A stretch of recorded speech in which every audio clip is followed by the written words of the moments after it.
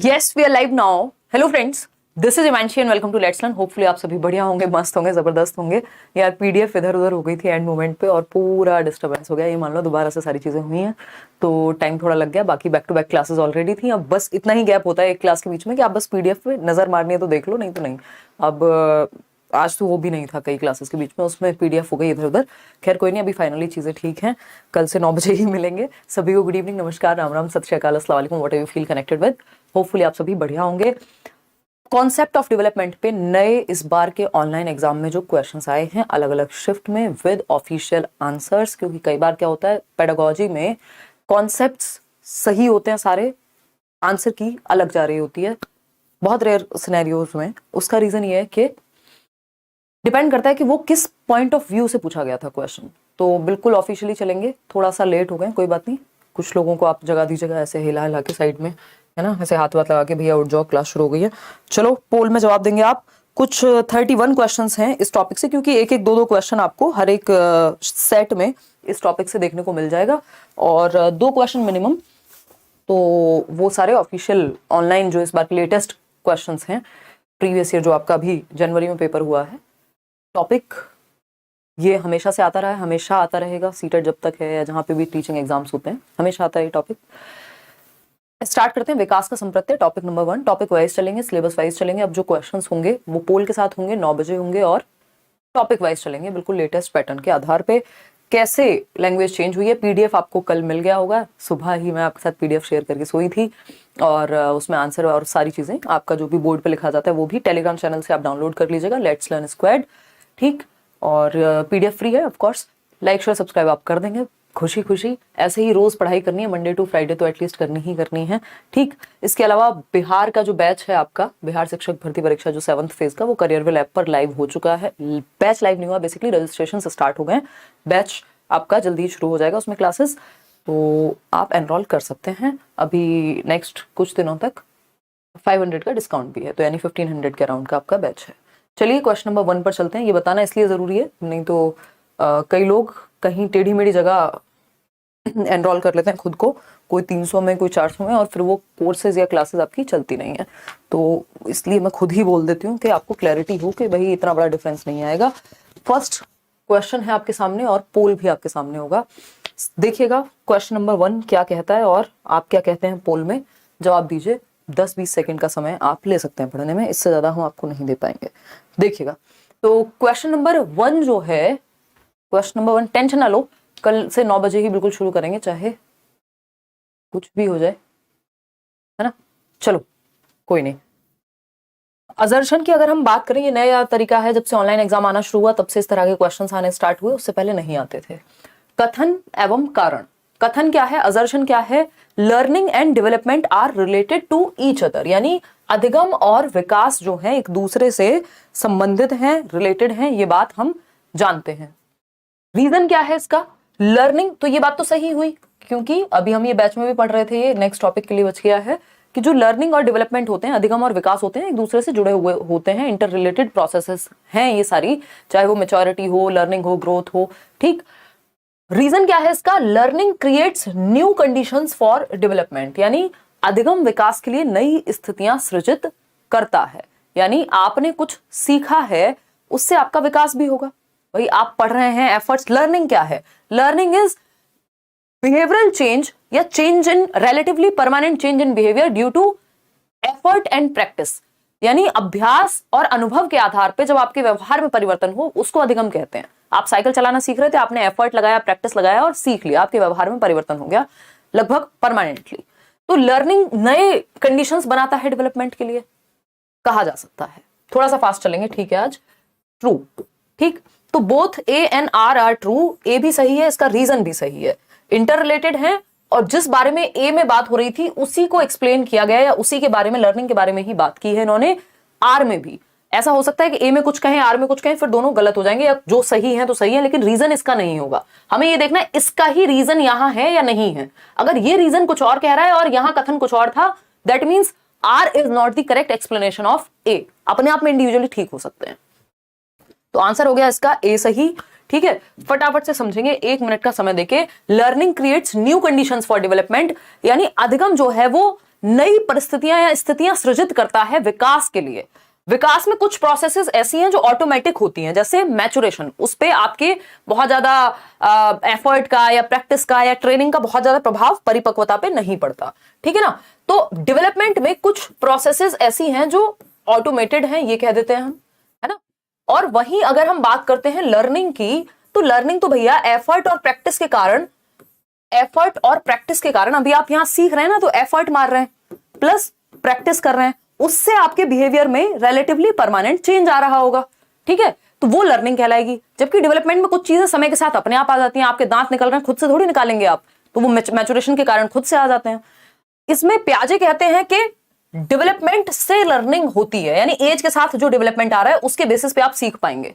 ये कौन कहता है? प्याजे, ठीक। वहीं वाइगॉस्की की अगर माने, वो कहेंगे पहले बच्चा सीखता है और सीखने से उसका विकास होता है। ये कहेंगे वाइगॉस्की कि भाई आप लर्निंग कर रहे हैं, मान लीजिए आप बहुत रीड करते हैं, रीडिंग हैबिट है आपकी, बहुत अलग अलग तरह की किताबें पढ़ते हैं, इस लर्निंग की वजह से, इस अधिगम की वजह से, क्योंकि लर्निंग मतलब रीडिंग क्या है? एफर्ट है, प्रैक्टिस है, उसमें अभ्यास लगेगा, आपको पढ़ना पड़ेगा, एफर्ट लगेगा। इस लर्निंग की वजह से आपके अंदर डेवलपमेंट आएगा। डेवलपमेंट क्या? बाकी लोगों से ज्यादा मैच्योरिटी या समझ आपकी विकसित हो सकती है। तो ये लर्निंग से डेवलपमेंट का उदाहरण मैंने आपको दिया जो वाइगॉस्की मानते हैं।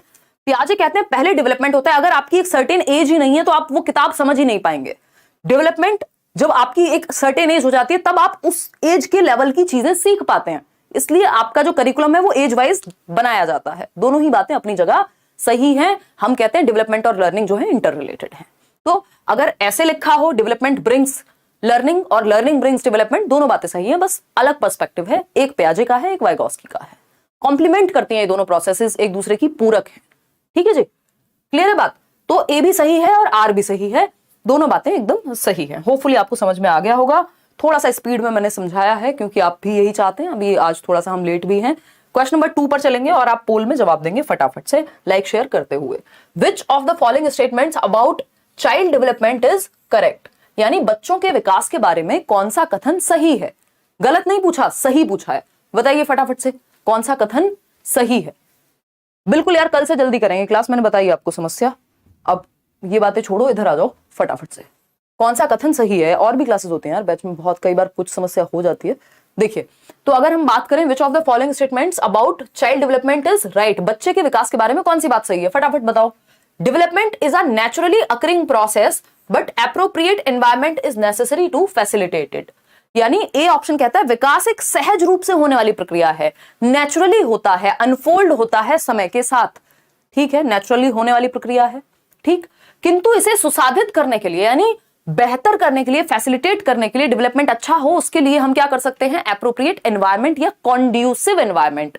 कॉन्ड्यूसिव मतलब ऐसा एनवायरमेंट जो हमें आगे बढ़ाए, समृद्ध वातावरण प्रोवाइड कराएंगे तो अच्छा विकास होगा। बिल्कुल सही बात है भाई, बच्चे का डेवलपमेंट हो रहा है, एक एज में वो चलना सीखेगा, लेकिन आपने क्या किया, साथ में उसको एक वॉकर और लाके दे दिया। वॉकर समझते हो ना, जो चलते हुए आवाजें निकालता था पहले, बच्चे को सपोर्ट मिल जाती है, बीच में गिरता नहीं है, वो चलना सीखता है जब, तो वो उसके लिए एक अच्छा एनवायरमेंट हो गया।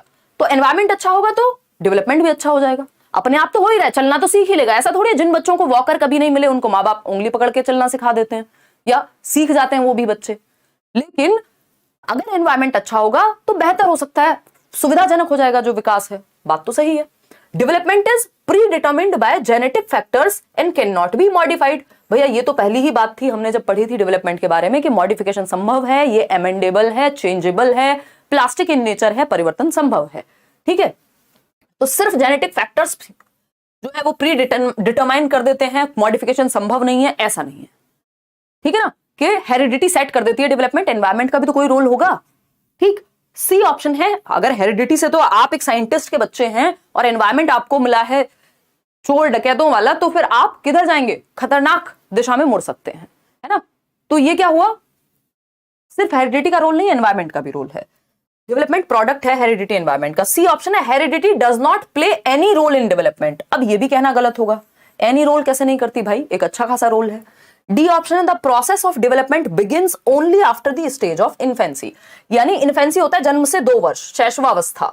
शैशवावस्था के बाद ही विकास की प्रक्रिया शुरू होती है। हाँ, हम तो यहाँ मूंगफली छील रहे हैं, हम जो कहते हैं वोम टू टूम जाता है, कह कह के चिल्ला चिल्ला के पिछले 6.5 साल में है, हमारे बाल सफेद हो गए 1-2, तो हम यहाँ पे ये कह रहे हैं कि शैशवावस्था से शुरू होगा विकास, भैया गर्भ से शुरू हो जाएगा, वूम्ब से शुरू होगा, कॉन्सेप्शन पीरियड से शुरू होगा, गर्भाधान से शुरू हो जाएगा और मृत्यु तक जाएगा। डेवलपमेंट प्रोसेस हमने कल परसों भी पढ़ा था, जो एक सेशन हुआ था आपका 2-4 दिन पहले, कि डेवलपमेंट क्या है, certain changes between conception and death, मतलब गर्भ से मृत्यु के बीच होने वाले कुछ परिवर्तनों को विकास कहते हैं, ठीक है, जिसको आप कॉन्सेप्शन पीरियड कह लीजिए। इसके कई नाम है, ध्यान रखिएगा। अभी आपसे स्टेजेस भी पूछेगा, एक क्वेश्चन है जिसमें सारे, क्योंकि मैंने सभी प्रकार के क्वेश्चन मिक्स कर दिए हैं जितने भी ऑनलाइन में इस बार हुए हैं डेवलपमेंट के।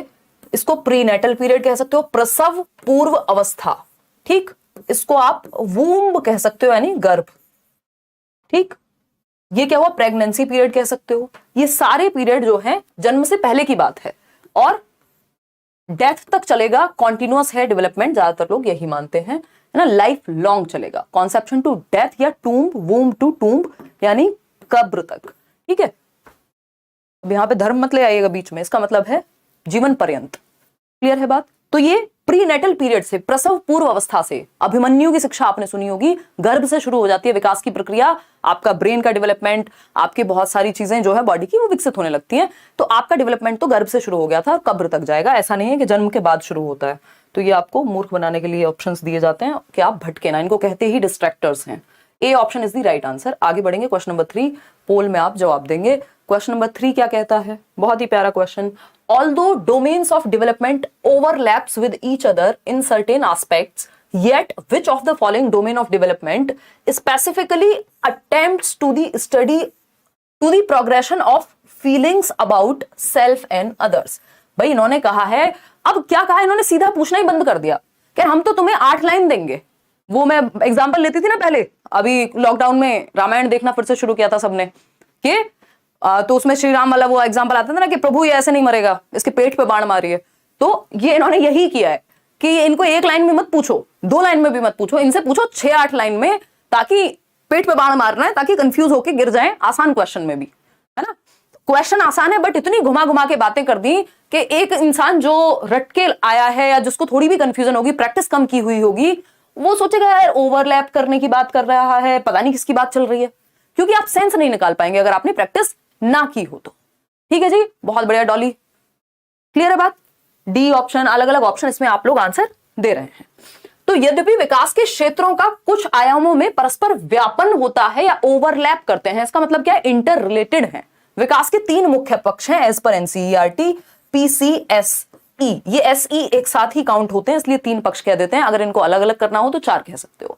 फिजिकल, कॉग्निटिव, सोशल, इमोशनल, यानी हमारा शारीरिक विकास, संज्ञानात्मक विकास, शारीरिक विकास, सामाजिक और इमोशनल, ये चारों जो हैं आपस में जुड़े हुए हैं, या ये तीनों क्या हैं, जुड़े हुए हैं। बात तो सही है, इंटर रिलेटेड है, अंतः संबंधित है। फिर भी yet which of the following domain of development specifically attempts, फिर भी कौन सा वो डोमेन है जो स्पेसिफिकली विशिष्ट रूप से भावनाओं की बात करता है, फीलिंग्स की बात करता है, अबाउट सेल्फ, खुद के बारे में कैसा महसूस कर रहे हैं आप वो, और दूसरों के बारे में क्या आप फील करते हैं। फीलिंग एस्पेक्ट, इसको अफेक्टिव एस्पेक्ट या अफेक्टिव डोमेन भी कहते हैं बीएस ब्लूम की भाषा में, ठीक है ना, संवेगात्मक पक्ष कहते हैं इसको। तो अफेक्टिव डोमेन जो है वो इमोशनल डेवलपमेंट से जुड़ा हुआ होता है, आपके इमोशंस से। फीलिंग कहां से आएगी, इमोशंस से। इमोशनल डेवलपमेंट, आप कैसा फील करते हैं खुद के बारे में, दूसरों के बारे में, कितने अवेयर हैं अपने इमोशंस को लेकर के। मॉरल डेवलपमेंट सही और गलत के बारे में है, आपके कुछ सिद्धांत, कुछ वैल्यूज होते हैं जो सही और गलत की तरफ आपको लेके जाते हैं। और मॉरल वैल्यू या मॉरल डेवलपमेंट किसका पार्ट है, सोशल डेवलपमेंट का, सामाजिक विकास का, ठीक। लैंग्वेज डेवलपमेंट किसका पार्ट है, कॉग्निटिव डेवलपमेंट का, संज्ञानात्मक विकास का। फिजिकल डेवलपमेंट अपने आप में ही मेजर प्रकार है डेवलपमेंट का, जिसमें मोटर स्किल्स का विकास आता है, गत्यात्मक, gross and fine motor skills, ठीक है। ये बेसिक बातें हैं जो हमें पता होनी चाहिए। संवेगात्मक विकास जल्दी में नहीं सीखना है, अगेन थोड़ा सा टाइम ले लेना है। मेरी खुद की स्पीड ज्यादा होती है बट कोशिश करिए ये एक्स्ट्रा बातें जो बताई जा रही हैं इनको दिमाग में बिठा लीजिए या कहीं नोट कर लीजिए, ठीक है ना। अगर हम बात कर रहे हैं, हिंदी में बता देंगे, परेशान ना हो। अगर हम बात कर रहे हैं, 2-4 दिन लगते हैं, बहुत सारे लोग हैं जो अभी नए जुड़े हैं, पहली बार देख रहे हैं, क्योंकि इस बार की सीटेट की क्लास जस्ट अभी शुरू की है मैंने, ठीक है ना। तो उस केस में आपको किसी भी टीचर को 2-4 दिन देने होते हैं ताकि आप उसके पेस को मैच कर पाओ, उसके वे को मैच कर पाओ, आपको समझ में आए चीजें अच्छे से, है ना। देखिएगा एक बार, तो एक चीज होती है इमोशनल डेवलपमेंट। हमने समझ लिया कि हमारे इमोशंस का डेवलपमेंट, जब हम पहले दिन स्कूल गए थे, रोते पीटते गए थे, 4 लोग लेके जाते थे पुराने जमाने में स्कूल, तब जाकर के जाते थे। बाद में आप खुद से स्कूल चले जाते हैं, बल्कि घर वाले कहें छुट्टी कर लो बेटा, आप कहें अरे आप तो घर पे काम कराओगे यार, मैं तो जा रही हूँ, यहाँ जा रहा हूँ स्कूल। बाद में आप में क्या हुआ, इमोशनल इंटेलिजेंस आ गई। अब आपको पता है अपने इमोशंस को कैसे मैनेज करना है। इंटेलिजेंस मतलब बुद्धि। तो इमोशनल इंटेलिजेंस एक टर्म है जिसपे एक क्वेश्चन आता ही, अभी कल परसों भी मैंने एक सेट कराया था तो क्वेश्चन कराया था आपको। इमोशनल इंटेलिजेंस पे एक क्वेश्चन आता है, इमोशनल इंटेलिजेंस या ईक्यू या ईआई कह देते हैं इसको, इमोशनल कोशेंट या इमोशनल इंटेलिजेंस। बेसिकली ये इंपॉर्टेंट है बच्चे में डेवलप होना। इसको इंटेलिजेंस से IQ is more important than EQ ये कह दिया जाता है। Sorry, EQ is more important than IQ, यानी आपकी IQ से, आपका बुद्धि का स्तर कितना है, आप एवरेज हैं, गिफ्टेड हैं, उससे भी ज्यादा इंपॉर्टेंट है कि आप इमोशनली इंटेलिजेंट हैं कि नहीं है, आपका इमोशनल कोशेंट कितना है। तो EQ is more important than IQ itself, ऐसा कहते हैं डेनियल गोलमैन। तो ये जरूरी क्यों है? क्यों? अगर आप बहुत बुद्धिमान व्यक्ति हैं बट आपका अपने इमोशंस पे कंट्रोल नहीं है, कोई कुछ कह दे आप भड़क जाते हैं, दो थप्पड़ लगा देते हैं, कहीं कुछ और कर देंगे, कहीं किसी को मतलब गुस्सा आ गया, बाइक चला दी तेज, फिर निकल लिए, है ना, ईश्वर को प्यारे हो गए। तो इमोशंस पे कंट्रोल नहीं है, तो इसका मतलब आप इमोशनली इंटेलिजेंट नहीं है। इमोशनल इंटेलिजेंस दिया किसने था? 1990 में ये क्वेश्चन पूछे जा चुके हैं। ये नहीं पूछा है कि दिया किसने था, बट डेनियल गोलमैन पे क्वेश्चन आ चुका है प्रीवियसली। तो 1990 की जब हम बात करेंगे तो येल यूनिवर्सिटी के दो प्रोफेसर हैं, एक हैं सेवॉयर और दूसरे हैं जॉन मेयर। सेवॉयर मेयर ने ये कॉन्सेप्ट दिया था और 1995 में बुक आई इमोशनल इंटेलिजेंस नाम की, जिसको डेनियल गोलमैन ने लिखा। छोटी सी क्यूट सी बुक है ना, गोलमैन ने लिखा।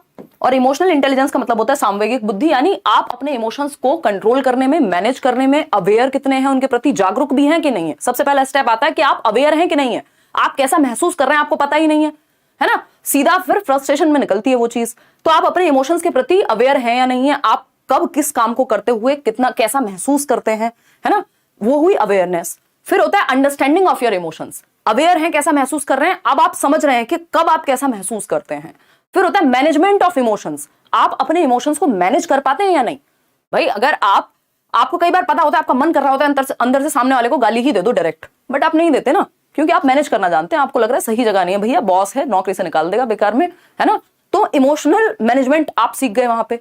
तो इमोशंस को मैनेज करना भी इसका हिस्सा हो गया। आपने इमोशंस को डायरेक्शन देना। भाई आपको गुस्सा आ रहा है, जरूरी थोड़ी आप किसी को थप्पड़ मार के बात करेंगे, वो अधिकार नहीं है आपका। आप जिम में जाकर के एक्सरसाइज कर सकते हैं, दौड़ लगा सकते हैं। तो इमोशंस को डायरेक्शन दे दिया आपने, ठीक। अब इसमें कुछ एस्पेक्ट्स हैं, जैसे सेल्फ रेगुलेशन, यानी खुद को रेगुलेट करना इमोशंस पे, खुद पे, है ना। मोटिवेशन भी इसका एक एस्पेक्ट है। एम्पैथी मतलब आप में समानुभूति है, आप खुद को दूसरे की जगह रख के देख पाते हैं, तब भी आपका इमोशनल इंटेलिजेंस बेटर होगा। सेल्फ अवेयरनेस, खुद के इमोशंस को लेके अवेयरनेस। सोशल स्किल्स, कहां कैसा बिहेव करना है, ये सब कंपोनेंट्स हैं किसके, इमोशनल इंटेलिजेंस के। इसमें 4 चीजें मुख्य हैं जो आप एक बार यहां देख सकते हैं, और ये पूछा जा चुका है इमोशनल इंटेलिजेंस के अराउंड क्वेश्चन। अगर हम बात करें 4 मुख्य चीजें, परसीविंग इमोशंस, अगर आप बच्चे को चाहते हैं कि वो इमोशनली इंटेलिजेंट बने, यानी इमोशंस को कैसे परसीव कर रहे हैं आप। कई बार सामने वाला गुस्से में नहीं होता, उसका तरीका ही वैसा होता है। जैसे कई लोगों को लग सकता है यार हिमांशी तो बहुत एटीट्यूड में रहती है, आप मिले, बात की, आपका वो परसेप्शन चेंज हो गया। क्यों? क्योंकि आपने वो इमोशन को परसीव किया हुआ था। हो सकता है मेरी टोन ही वैसी हो, या किसी और की भी, ऐसे भी बहुत सारे लोग हो सकते हैं ना, वो नॉर्मल भी बोलते हैं, लगता है गुस्से में बोल रहे हैं बेचारे। तो परसीविंग इमोशंस यानी हम इमोशंस को परसीव कैसे कर रहे हैं, है ना, हम उनका परसेप्शन कैसा बना रहे हैं, हमारा एक नजरिया कैसा क्रिएट हो रहा है उनके प्रति। तो परसीविंग इमोशंस, कि हम ठीक से परसीव कर पाए इमोशंस को। अंडरस्टैंडिंग इमोशंस, हम इमोशंस को समझ पाए कि भाई किसी के साथ कोई घटना घटी है, ब्रेकअप हुआ है, तो 4 दिन हमारा दोस्त दुखी रह सकता है, अभी उसका वो वाला फेज चल रहा है, तो हम समझ रहे हैं इमोशंस को, तो हम इमोशनली इंटेलिजेंट हुए, ठीक। बच्चे के केस में भी आप डिफरेंट चीजें अप्लाई कर सकते हैं।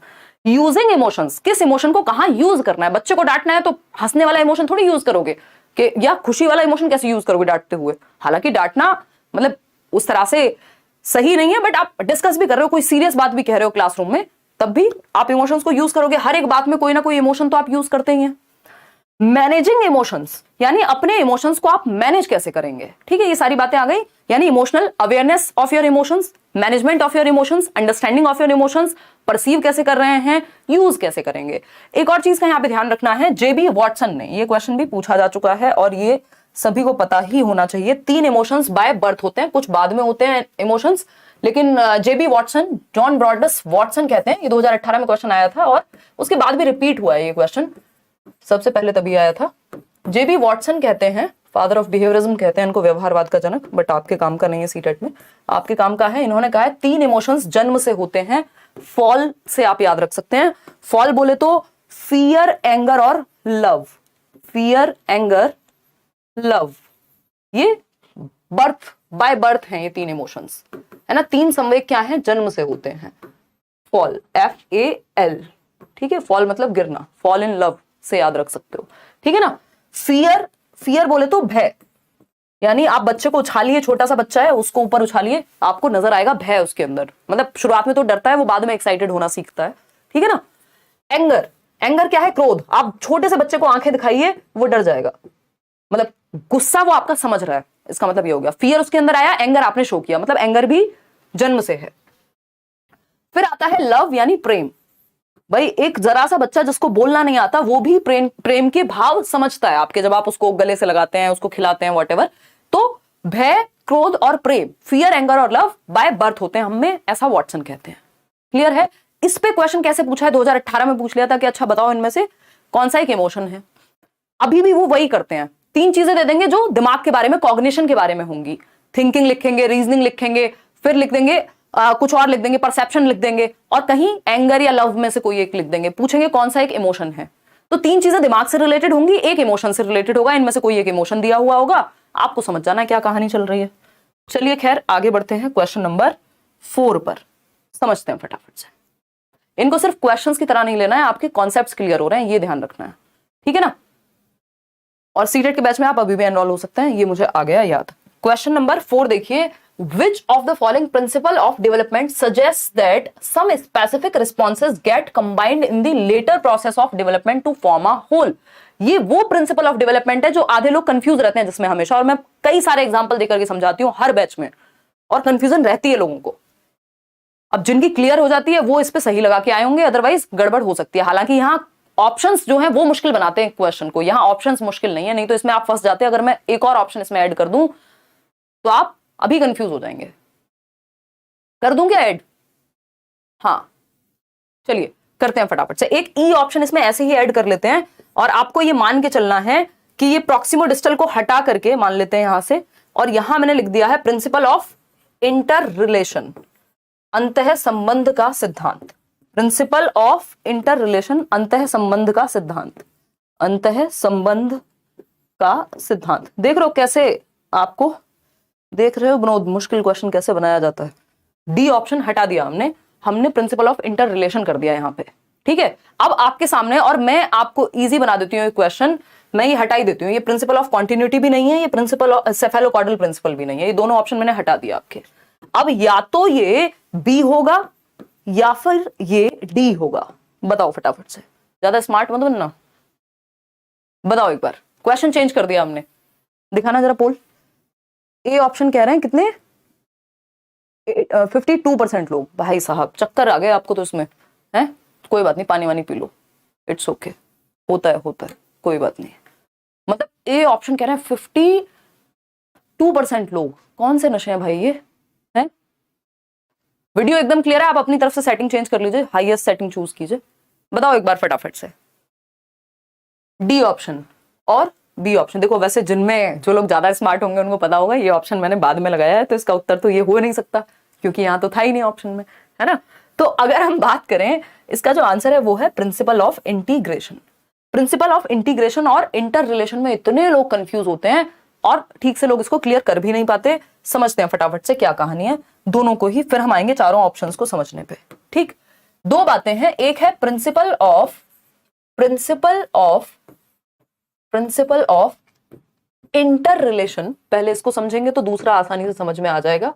ठीक है, अब वो जमाने नहीं रहे कि आप बस डीप में ना पढ़ें और काम चल जाए। ठीक, और दूसरा है प्रिंसिपल ऑफ इंटीग्रेशन, लिख लेते हैं। ठीक है जी, इंटीग्रेशन याद आ रहे हैं कुछ लोगों को, एग्जाम्पल बैच में पढ़े होंगे तो, या मैराथन वगैरह देखे होंगे तो। इंटर रिलेशन होता है अंतः संबंध। अंतः संबंध किसका? विकास के 3 पहलू हैं, अभी हमने बात की थी ना, ब्रॉड जो डोमेन है वो 3 है मुख्य रूप से, जिसको हम कई बार 4 कह देते हैं प्यार से, बट नंबर्स में पूछेगा तो 3 है। वो क्या है? PCSE। ठीक, SE साथ में है, यानी फिजिकल, कॉग्निटिव, सोशल, इमोशनल। भाई शरीर में चोट लगेगी, अच्छा महसूस नहीं करोगे उस दिन। कोई घटना घट जाए जीवन में, किसी की डेथ हो जाए, अब फिजिकली तो ठीक हो लेकिन इमोशनली परेशान हो सकता है कई लोगों को बुखार चढ़ जाए, उनकी बॉडी जो है शारीरिक विकास भी उनका प्रभावित हो जाए। बचपन में चोट लग जाती है, बाकी एस्पेक्ट हो सकता है दिमाग का विकास ठीक से ना हो क्योंकि शरीर का विकास ठीक से नहीं हुआ, और व्हाटसोएवर, ठीक, मतलब इसका वाइस वर्सा भी ट्रू हो सकता है कि दिमाग में चोट लग गई तो शरीर का विकास ठीक से नहीं हुआ, ठीक है ना। तो अगर हम बात करते हैं पीसीएसई की, तो पीसीएसई क्या है, इंटर रिलेटेड है। चारों ही प्रकार जो है विकास के इंटर रिलेटेड है, एक दूसरे को प्रभावित करते हैं, शरीर दिमाग को, दिमाग शरीर को, और शरीर इमोशंस को। अगर आप फिट नहीं है तो आप अच्छा महसूस नहीं करते, है ना। तो ये चारों या तीनों क्या है, इंटर रिलेटेड है। बात ठीक है।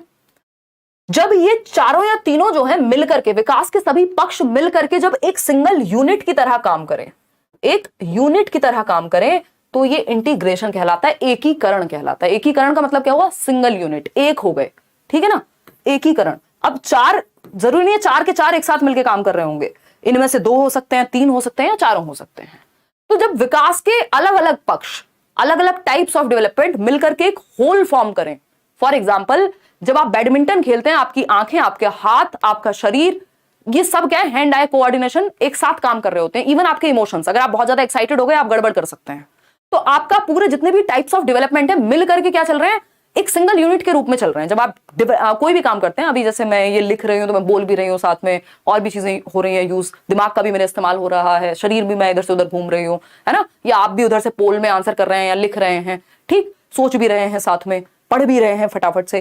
तो जब आपके डेवलपमेंट के कई प्रकार एक साथ मिलकर एक सिंगल यूनिट के रूप में काम करें, जब आप साइकिल चला रहे हैं, जब आप कबड्डी खेल रहे हैं, जब आप क्रिकेट खेल रहे हैं, जब आप क्या कहेंगे, बैडमिंटन खेल रहे हैं, या कोई भी काम आप कर रहे हैं जिसमें आपका सारे प्रकार के डेवलपमेंट एक हो जाते हैं मिलकर के, या एक सिंगल यूनिट के रूप में काम करते हैं, तो वो इंटीग्रेशन, एक होल के रूप में काम करते हैं। अगर मैं कहूं तो ये प्रिंसिपल ऑफ इंटीग्रेशन होता है, ठीक। वहीं अगर हमें ये पता है भैया, जो शरीर का विकास है वो सामाजिक विकास को भी प्रभावित कर सकता है, विकास के सभी पक्ष एक दूसरे से संबंधित होते हैं, ये हमें पता है। इसको इंटर रिलेशन कहते हैं, कि रिलेशन है, ओवरलैप कर सकते हैं। अभी आया था ना एक क्वेश्चन, ओवरलैप करते हैं, तो इन शब्दों को ही ध्यान में रखना है, पेपर में शब्दों पे ही उलझते हैं लोग। इंटर रिलेशन की जगह ओवरलैपिंग भी लिख सकता है वो। इंटीग्रेशन का मतलब है एक होल के रूप में काम कर रहे हैं। आते हैं वापस इस क्वेश्चन पे और आपका कंफ्यूजन करते हैं दूर, ठीक, फटाफट से। Which of the following principle of development suggests that some specific responses get combined in the later process of development? धीरे धीरे क्या होता है, हम कंबाइन करना सीख जाते हैं, इसी तरह से हम लिखना, खेलना, बाकी चीजें सीखते हैं, एक होल के रूप में काम करता है। इसको प्रिंसिपल ऑफ इंटीग्रेशन कहते हैं, ठीक है। प्रॉक्सिमोडिस्टल होता है, बच्चा पहले अपनी हथेली पे उसका पकड़ आएगी, कोई आप उसको पेन भी दोगे तो वैसे पकड़ेगा, बाद में वो सिर्फ 2 उंगलियों से पकड़ लेगा, यानी जनरल टू स्पेसिफिक जाना, ग्रॉस टू फाइन मोटर भी इसको ही कह सकते हैं हम। सेंटर टू पेरिफेरी, केंद्र से सीमाओं की ओर, प्रॉक्सिमोडिस्टल के पहले बच्चे की रीढ़ की हड्डी डेवलप होती है, फिर बाकी आर्म्स पे कंट्रोल, शोल्डर पे कंट्रोल आएगा, फिर आर्म्स पे यानी हाथों पे कंट्रोल आएगा, हाथों से भी फिर ये वाला जो हैंड्स हैं इन पे कंट्रोल आएगा आर्म्स के बाद, फिर इन हैंड्स से भी, हथेली से भी किस पे, उंगलियों की तरफ। तो ये है प्रॉक्सिमोडिस्टल। सेफेलोकॉर्डल है सर से पैर की ओर, पहले बच्चा सर संभालना, फिर गर्दन संभालना, फिर ये वाला पार्ट, फिर खड़े होना सीखेगा, ठीक। कॉन्टिन्यूटी तो आपको पता ही है, विकास की प्रक्रिया जीवन पर्यंत चलती है। तो ये थी कहानी। मेरा बहुत मन है कि मैं आपके साथ डिटेल में ही डिस्कशन करूं, थोड़ा पेशेंस रखिएगा कुछ दिन। शुरुआत में जब तक पूरा बेस आपका तैयार नहीं हो जाता, मैं एक्स्ट्रा में ही बता करके चलूंगी आपको, फिर हो सकता है धीरे धीरे वो सारी चीजें कवर हो जाएं जो हमने शुरुआत में बात की है। तो जो डेली क्लास ले रहे हैं, फिर स्पीड हम थोड़ी पकड़ सकते हैं, ठीक है जी, क्लियर है बात। हाँ, ये देखो शहजादी कह रही है मैं और रिया हर जगह मिलेंगे, कोई बात नहीं, इट्स ओके। देखिए थोड़ा सा स्पीड पकड़ते हैं, पढ़ लो, पढ़, इधर से उधर मन भटकते रहो बस। क्वेश्चन नंबर 5 है, which of the following factor comes under the category of socio cultural factors having an influence on development. फटाफट से बताना है, इसमें 2 मिनट नहीं लगाने, ये बहुत छोटा सा क्वेश्चन है, ठीक है ना। अगर हम बात करें कौन से वो फैक्टर हैं जो सामाजिक और सांस्कृतिक घटकों की श्रेणी में आते हैं विकास के पक्ष में, यानी समाज और संस्कृति वाले फैक्टर हैं, इसका मतलब एनवायरमेंटल फैक्टर्स हैं। एक तो हेरिडिटी वाले फैक्टर हुए, दूसरे एनवायरमेंट। एनवायरमेंट होता है 2 तरह का, एक फिजिकल यानी भौतिक वातावरण जिसमें जलवायु, अग्नि, आकाश टाइप लोग चीजें हैं, और दूसरा हो गया सोशल एनवायरमेंट जिसमें समाज है। तो अब बताओ फटाफट से, स्कूल क्लाइमेट किसका, एनवायरमेंट का हिस्सा है, बिल्कुल एनवायरमेंट का हिस्सा है। सोशियो कल्चरल फैक्टर का, वहां समाज का ही तो छोटा रूप है स्कूल, तो स्कूली माहौल जो है वो किसका हिस्सा है, सामाजिक सांस्कृतिक घटक है, जबकि तंत्रिका संबंधी विकार यानी न्यूरोलॉजिकल डेफिसिट हो गया कोई, तो ये हेरिडिटी का हिस्सा है या बायोलॉजिकल एस्पेक्ट का हिस्सा है, जैविकता का। बायोलॉजिकल डिस्पोजिशंस ये भी किसका है, हेरिडिटी का ही हिस्सा है। जेनेटिक मेकअप आपका डीएनए एंड ऑल, ये भी हेरिडिटी का ही हिस्सा है। स्कूल एनवायरनमेंट जो है वो किसका, एनवायरनमेंट का है, सोशियो कल्चरल फैक्टर्स का या सोशल कंटेंट्स में से एक है, सोशल एलिमेंट्स में से एक है। क्वेश्चन नंबर 6 देखिए, फटाफट से जवाब दीजिए, थोड़ी सी स्पीड अब हम पकड़ लेंगे। नितिन कह रहे हैं hello ma'am, Nitin here from Chhattisgarh Ambikapur, आपके सपोर्ट की वजह से मैं 28 सीडीपी में और ओवरऑल 120 स्कोर किया हूँ, you are the inspiration. Thank you Nitin, बहुत बढ़िया। देख रहे हो विनोद, नितिन कितने अच्छे नंबर लेकर आ रहे हैं। खैर छोड़िए, क्वेश्चन नंबर 6 बता दीजिए नितिन, ऑल द बेस्ट आगे के लिए। Holding a pencil example of dash skill while kicking a football is an example of dash skill, यानी एक पेंसिल को पकड़ना। ये जो पेंसिल मैंने पकड़ी हुई है, आई मीन पेन है ना, बोलो पेंसिल। ये मैंने अभी कल परसों ही सीखा है अपने बहन भाई से, है बताओ। तो पेंसिल को पकड़ना किस कौशल का उदाहरण है, और फुटबॉल को धकेलना या किक करना किस एक स्किल का उदाहरण है, फटाफट से बताओ। बोल दिया पेंसिल, ठीक है आपकी क्लास कैंसिल। बकवास कर रही हूं मैं, चलो आओ इधर। फाइन मोटर स्किल का उदाहरण क्या है, ये पेन को पकड़ना। भाई छोटी छोटी मसल्स का, यानी आपकी आंखों की और आपकी हाथ की मसल्स का कोऑर्डिनेशन जहां लगे वो फाइन मोटर स्किल है। फाइन मतलब सूक्ष्म, तो पेंसिल पकड़ना क्या है, फाइन मोटर स्किल का उदाहरण है, सूक्ष्म गतिक कौशल का उदाहरण है। फिर हम बात करेंगे किसकी, फुटबॉल को किक करना, यानी आपकी लेग्स की मसल का इस्तेमाल हुआ है, आपके शरीर की बड़ी मसल्स का जहां इस्तेमाल है वो ग्रॉस मोटर स्किल है। तो यहां पे क्या बात हुई है, पेंसिल को पकड़ना ग्रॉस फाइन मोटर, और किसको पकड़ना, फुटबॉल को लात मारना क्या है, ग्रॉस मोटर, क्योंकि उसमें लेग्स की और आर्म्स की अगर मसल्स का यूज हो रहा है तो वो लेग्स और आर्म्स की मसल का, जैसे भागने में यानी रनिंग में, जंपिंग में, है ना, और आपका ये किकिंग ऑफ फुटबॉल, ये सारी चीजें ग्रॉस मोटर में आएंगी। फाइन में आपका लिखना, लिखना बेसिकली राइटिंग, ड्राइंग, पेंटिंग, ये सारी चीजें, निटिंग, बुनाई, ये सब फाइन में आएंगे। ठीक, सोशल और इमोशनल का यहाँ कोई रोल नहीं है ना। तो A option is the only right option over here. हंसते नहीं हो आजकल आप लोग, बहुत सीरियस हो गए हो मुझे लग रहा है, या तो ये कमेंट्स आगे पीछे चल रहे हैं। मेरे जोक को आपने वेस्ट कर दिया, अब मैं बहुत शर्मिंदा हूँ ये पीजे मारने पे। अगली बार मैं अच्छा जोक क्रैक करूंगी। देखिएगा एक बार क्वेश्चन नंबर 7 देखिए फटाफट से। Which of the following is not correct in the context of development, विकास के विषय में कौन सी बात सही नहीं है, यानी डेवलपमेंट के बारे में कौन सी बात सही नहीं है। बोलो पेंसिल तेरी शादी कैंसिल, तनु कह रहे हैं बहुत बढ़िया, खेल लो। देखो इधर आ जाओ, अगर हम बात करें लो हंस दिया, बहुत बढ़िया अनुज, बहुत ही अच्छा। आंसर भी दे दो अब इसी बात पे। हाँ, सीबीटी मोड वाले पेपर हैं जो अभी 2023 में खत्म हुआ है, फरवरी में। देखिए, और इसमें मैं अलग अलग टॉपिक के क्वेश्चंस आपको कराऊंगी। कौन सी बात डेवलपमेंट के बारे में गलत है, सही नहीं गलत है। डेवलपमेंट प्रोसीड्स इन अ डिसकंटीन्यूअस मैनर, यानी अनिरंतरता में चलता है। बस आपको बताया था, प्याजे नहीं लिखा तो ये गलत हो जाएगा, प्याजे लिखा होता तो सही हो जाएगा, है ना।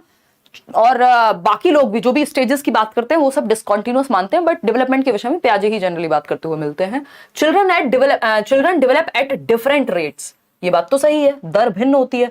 Development is a result of complex interaction of nature, मतलब हेरिडिटी, नर्चर मतलब एनवायरमेंट, यानी वातावरण एवं आनुवांशिकता का गुणनफल है। डेवलपमेंट इज रिलेटिवली ऑर्डरली, बिल्कुल सही बात है, एक ऑर्डर में, एक सीक्वेंस में, एक क्रम में होता है विकास। ऐसा नहीं है अचानक से एक दिन आप 6 फीट हाइट हो गई, कल 4 फीट थी, ऐसा नहीं होता। एक ऑर्डर होता है, एक सीक्वेंस होता है। अचानक से आप बूढ़े नहीं हो जाएंगे, बूढ़े होने से पहले आपको बच्चा होना पड़ेगा, ऐसा नहीं होगा। बचपन बाद में आया, बुढ़ापा पहले आ गया, कई लोगों के लिए मानसिक रूप से ऐसा हो सकता है। तो A option is the right answer कि डेवलपमेंट डिसकंटीन्यूअस या अनिरंतर होता है, ये हम नहीं मानेंगे। ज्यादातर लोग यही मानते हैं, यानी सिद्धांतकार के development is a continuous process, womb to tomb जाता है, लाइफ लॉन्ग होता है। सही है बात, आगे बढ़ते हैं। इसको प्रिंसिपल ऑफ प्लास्टिसिटी भी कह सकते हो आप, कि जीवन पर्यंत चलता है। क्वेश्चन नंबर 8 है, although domains of development are interrelated, yet development of intellectual abilities such as logical reasoning are a significant part of study under dash domain of development. बहुत प्यारे प्यारे क्वेश्चंस हैं, अगर आप ये पूरे 31 के 31 क्वेश्चंस अटेम्प्ट करेंगे, आपको इस टॉपिक से नए क्वेश्चंस में दिक्कत नहीं होने वाली, क्योंकि जितना भी घुमा फिरा के लेंथी क्वेश्चंस बना सकते हैं, बना दिए हैं इन्होंने। ठीक है ना। क्लियर है? ऐसे क्वेश्चन आते रहेंगे भाई बीच बीच में जो टफ लगेंगे आपको। क्लास कितने बजे तक हुई? पढ़ने में कितने आंसू आते हैं ना आप लोगों को, हैं? सबको तो नहीं, खैर। पूछते हो कभी खाते हुए कब तक खाएंगे, टेस्ट आ रहा है तब तक खाएंगे गोलगप्पे, एक के बाद दूसरा, दूसरे के बाद तीसरा, है? क्लास में पूछना है कब तक होगी। मैं यहाँ 5 घंटे से ले रही हूँ, तब से तो हुआ नहीं कुछ दिक्कत, इनको एक क्लास लेने में समस्या है? चलिए देखिए, अगर हम बात करें, सी ऑप्शन कह रहे हैं कई लोग, बिल्कुल सही बात है। पूछा है कि डोमेन्स ऑफ डेवलपमेंट क्या है, इंटर रिलेटेड है, ओवरलैपिंग है, जैसा एक और क्वेश्चन आया था। Yet development of intellectual abilities, ये बात हम कर चुके हैं। इंटेलेक्चुअल एबिलिटीज लिखा हो, मेंटल एबिलिटीज लिखा हो, डेवलपमेंट ऑफ इंटेलिजेंस लिखा हो, सब क्या है? कॉग्निटिव डेवलपमेंट का हिस्सा है। जो भी काम दिमाग से होगा वो कॉग्निटिव डेवलपमेंट के अंदर आएगा, बौद्धिक विकास के अंदर आएगा, संज्ञानात्मक विकास के अंदर आएगा। जैसे बौद्धिक क्षमताएं कौन सी? तार्किकता या तार्किक विचार, यानी लॉजिक। दिमाग से लगता है ना लॉजिक, ठीक? लॉजिक हो गया, या इसके अलावा इन्होंने दिया हुआ है लॉजिकल रीजनिंग, बस एक ही इन्होंने दिया है, अदरवाइज इसमें थिंकिंग, रीजनिंग, ये सब भी हो सकता था। और परसेप्शन, मेमोरी, जो भी काम दिमाग से होते हैं वो सब संज्ञानात्मक विकास में आते हैं। इसी के बारे में पियाजे ने थियोरी दी है, दिमाग के विकास के बारे में ही, इसी से नॉलेज बिल्ड होती है। और वाइगॉस्की ने भी इसी के बारे में थियोरी आपकी दी है, ब्रूनर भी इसी की बात करते हैं, ठीक है ना? चलिए खैर, तो लॉजिक कोई शरीर में थोड़ी होता है। क्वेश्चन नंबर 9 देखिए फटाफट से, क्या कहता है क्वेश्चन नंबर 9? देखिएगा, during childhood which of the following agency acts as a primary agency of socialisation for children. यानी कि अर्ली चाइल्डहुड पता है आपको, अर्ली चाइल्डहुड भी नहीं, ड्यूरिंग चाइल्डहुड लिखा है और उधर लिखा है प्रारंभिक बाल्यावस्था। हिंदी और इंग्लिश में आजकल ये गड़बड़ करते रहते हैं। 2 से 6 वर्ष की बात हो रही है, इसका मतलब है ना, अर्ली चाइल्डहुड यानी प्रारंभिक बाल्यावस्था की बात हो रही है। तो during childhood which of the following agency acts as primary agency of socialisation for children. देखिए, प्राइमरी एजेंसी ऑफ सोशलाइजेशन जब भी है तो हमें पता है परिवार होता है प्राथमिक, और अर्ली चाइल्डहुड की बात हो रही है, इसका मतलब तब तो वो सबसे अलग रहना सीखा ही नहीं है, नया नया प्ले वे जाना सीखा है, बस हद से हद, है ना, प्ले स्कूल्स जो होते हैं। तो प्राइमरी जो है वो परिवार है, बाकी सारे यहाँ सेकेंडरी हैं। फैमिली मिनिएचर वर्जन है, छोटा रूप है समाज का। दुनिया में कैसे रहते हैं, क्या खाते हैं, कैसे किसी को नमस्ते करते हैं, कोई घर पे आता है तो पानी पिलाते हैं, ये जो भी सामाजिकरण के तरीके हैं, यानी समाज में रहने के, सोशलाइजेशन मतलब हम एक सामाजिक मनुष्य बन पाए, समाज में कैसे रहते हैं वो सीख पाए, अडेप्ट करना, वो हमें सबसे पहले कौन सिखाता है? परिवार सिखाता है ना। परिवार मिनिएचर वर्जन है किसका? सोसाइटी का। तो फैमिली प्राइमरी इसमें हो गई, और बाकी सारी चीजें जो है वो सेकेंडरी, स्कूल तो स्पेशली, ठीक, वो सेकेंडरी में आएगा। इंपॉर्टेंट है बट सेकेंडरी एस्पेक्ट में आता है। क्वेश्चन नंबर 10 देखिए फटाफट से, बहुत ही प्यारा क्वेश्चन। स्नेहा आप में से भी किसी का तो नाम होगा ही, या कई लोगों का नाम हो सकता है, क्योंकि हजारों की संख्या में आप अभी हैं। कितने? 12,314 लोग देख रहे हैं और सिर्फ 6,700 लोगों ने लाइक किया है। ये इक्वेशन हमें बराबर चाहिए होती है, नहीं तो नंबर कम आते हैं। मजाक कर रहे हैं यार। स्नेहा's height is growing very fast and now her hand can easily reach the handle of her long cupboard from which she can open the cupboard very easily. स्नेहा's change in height is called dash। यानी स्नेहा एक बच्ची है जिसकी height बहुत तेजी से बढ़ रही है ना। हमारे वाली स्नेहा की तो बढ़ गई होगी जितनी बढ़नी होगी, क्योंकि कोई सीटेड दे रहा है तो हाइट वाइट तो बढ़ गई होगी अब तक, ठीक। तो very fast and now her hand can easily reach the handle of her long cupboard. तो जो अलमारी है जिसमें कपड़े रखे हुए हैं वो उसका हैंडल तक उसका हाथ पहुंच जाता है, पहले नहीं पहुंच पाता था, है ना। तो अब ये Sneha's change in height is called, Sneha की हाइट में परिवर्तन को क्या कहेंगे बताइए। हाइट में परिवर्तन पूछा है, हाथ से अलमारी खोलने को नहीं पूछा है क्या है, वो फिर ग्रॉस मोटर स्किल हो जाएगा क्योंकि आर्म का प्रयोग हो रहा है, ठीक है ना। ग्रोथ है ये, क्यों? क्योंकि हाइट की बात हो रही है। Change in height measurable units में जिन चीजों को मापा जा सकता है, जिन परिवर्तनों को, वो वृद्धि कहलाते हैं। और हाइट क्या है? मेजरेबल है। तो हाइट का बढ़ना, वेट का बढ़ना, शेप का बढ़ना या कम होना, साइज का कम होना या बढ़ना क्या है? ग्रोथ का हिस्सा है। डेवलपमेंट, क्योंकि इसमें क्वांटिटेटिव या मेजरेबल या परिमाणात्मक परिवर्तन आते हैं, स्ट्रक्चरल चेंजेस आते हैं, आपके स्ट्रक्चर में, बॉडी स्ट्रक्चर में चेंज आना, वहीं विकास में, आपकी समझ में, आपके इमोशंस में, आपके दिमाग में, ये सारे परिवर्तन आना। यानी qualitative changes as well as quantitative changes, दोनों प्रकार के चेंजेस डेवलपमेंट में चले जाएंगे। सिर्फ क्वांटिटेटिव चेंजेस जिनको मापा जा सकता है वो ग्रोथ का हिस्सा हो जाएंगे, ठीक है। अफसा कह रहे हैं आप मैम आप बहुत मजाक करते हैं। अरे करते रहना चाहिए यार मजाक, कोई इतना सीरियस होकर कहाँ जाना है, पढ़ाई तो ऐसे भी हो रही है ना अच्छे से, थोड़ा माहौल लाइट रहेगा तो आपको समझ में भी आएगा। देखिए question number 11, the rate of development of each child, यानी प्रत्येक बच्चे की विकास की दर बताइएगा। फर्स्ट ऑप्शन है is determined at the time of conception and environment does not play any much role in it. भैया ये कह रहे हैं विकास की दर तो निश्चित हो जाती है गर्भ के समय ही, और अब कोई भी एनवायरमेंट का फैक्टर इस पे कुछ नहीं कर पाएगा। मतलब बच्चे को खाना पिलाना, सूसू पॉटी कराना सब बंद कर दो, क्योंकि हेरिडिटी ने सब कुछ निश्चित कर दिया है गर्भ के समय ही, एनवायरमेंट का कोई रोल नहीं है। तो ये हो गई निपट मूर्खता की बात। फिर आते हैं बी ऑप्शन पे, unfolds in a dynamic manner, यानी परिवर्तनशील, चेंजेबल। डायनेमिक मतलब ये परिवर्तनशील है, आनुवांशिकता और पर्यावरण की अंतःक्रिया के माध्यम से गतिशील तरीके से उभरती है जो दर है आपकी। अगर आप बच्चे को अच्छा खिला पिला रहे हैं, अच्छी ट्रेनिंग दे रहे हैं, तो विकास अच्छे से होगा, दर बढ़ जाएगी, तेजी से वृद्धि और विकास होगा। उसको ऐसी एक्टिविटीज करा रहे हैं जिससे उसका दिमाग अच्छा डेवलप हो, तो क्या होगा? तो unfolds in a dynamic manner through the interaction of heredity and environment. तो हेरिडिटी और एनवायरमेंट, जो आपके जेनेटिक्स हैं, जीन्स और जैसा एनवायरमेंट मिल रहा है, उन दोनों की गुणनफल से, उन दोनों के प्रोडक्ट की वजह से जो पेस ऑफ डेवलपमेंट है, रेट ऑफ डेवलपमेंट है, वो अनफोल्ड होगा। ठीक है जी। सी ऑप्शन है can be accurately predicted. Accurately कोई प्रिडिक्ट नहीं कर सकता। Can be predicted to a level, और समवॉट प्रिडिक्टेड हो सकता है कि कुछ हद तक आप अनुमान लगा सकते हैं बच्चे के लक्षण देख करके कि ये इस तरफ जाएगा। ऐसा नहीं कि आप पूरी तरह से अनुमान लगा दें, है ना। अगर ऐसे प्रिडिक्शन की बात करें तो फिर जो थॉमस एल्वा एडिसन थे, उनको तो कह ही दिया था स्कूल से कि भैया तुम तो जाओ घर, तुम्हें नहीं आता वाता कुछ और तुम नहीं पढ़ पाओगे, अपने बच्चे को ले जाओ, ऐसा कह दिया उनकी मदर को। बाद में वो फिर साइंटिस्ट बने। तो एक्यूरेटली तो कोई प्रिडिक्ट कर ही नहीं सकता, उनके उस समय के लक्षणों को देख के अनुमान लगाया गया, लेकिन सही प्रिडिक्शन थोड़ी हुआ। तो हमेशा प्रिडिक्शन सही होगा या अनुमान सही होगा वो जरूरी नहीं है, चाहे वो आपका ज्योतिष हो, चाहे वो कोई और हो, है ना।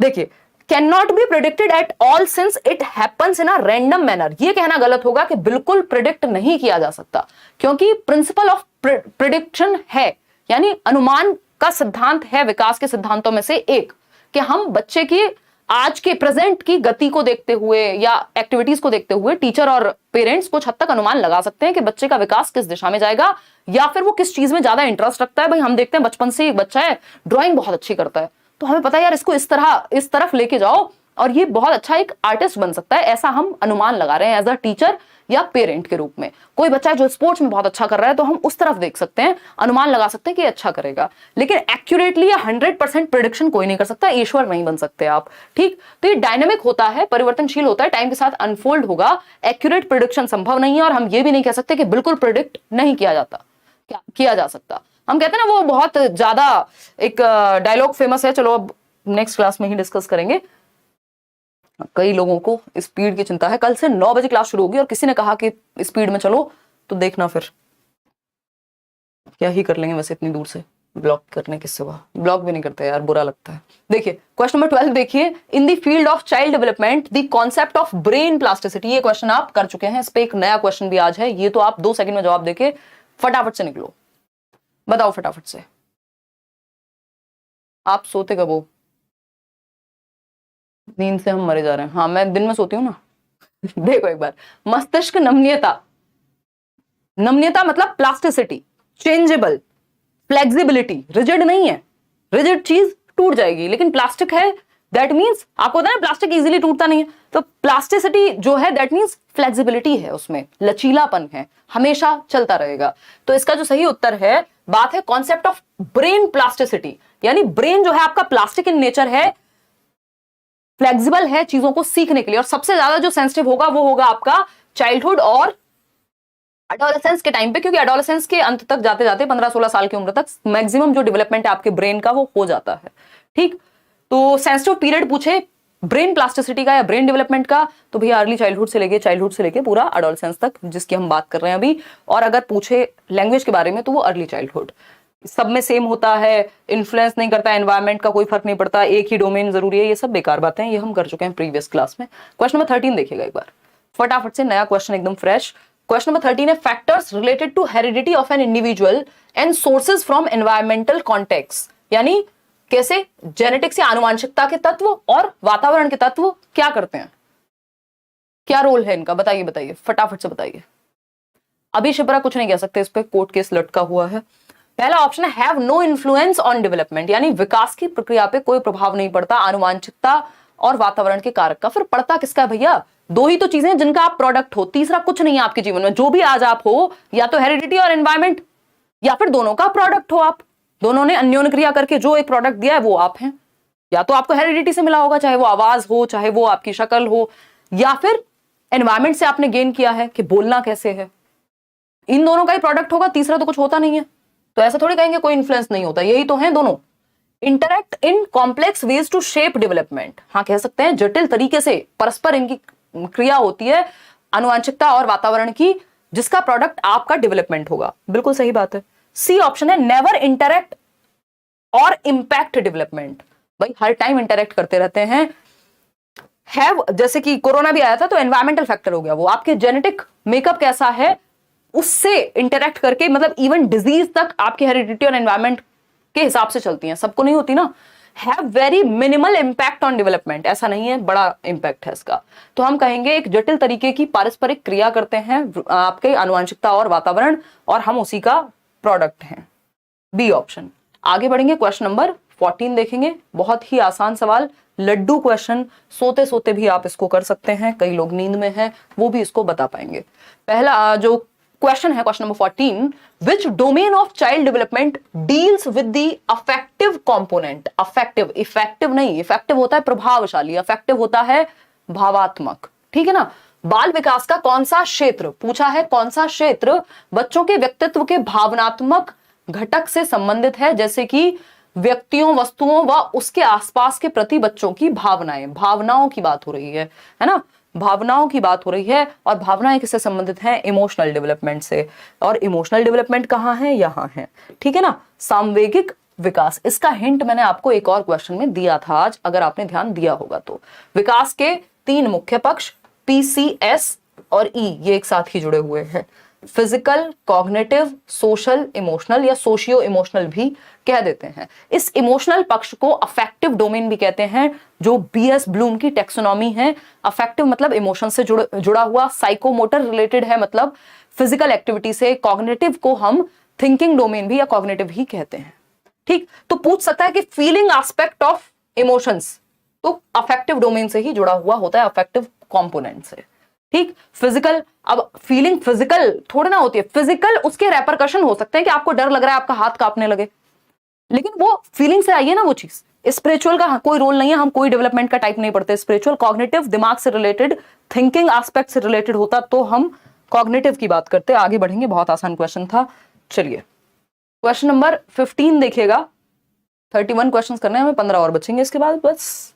क्वेश्चन नंबर 15 है, in the context of physical development, शारीरिक विकास के संदर्भ में यदि हम बात करें, children acquire dash before achieving the capacity to use dash, यानी बच्चे पहले शारीरिक विकास के क्रम में पहले क्या एक्वायर कर लेते हैं, कौन सी चीज बाद में आती है।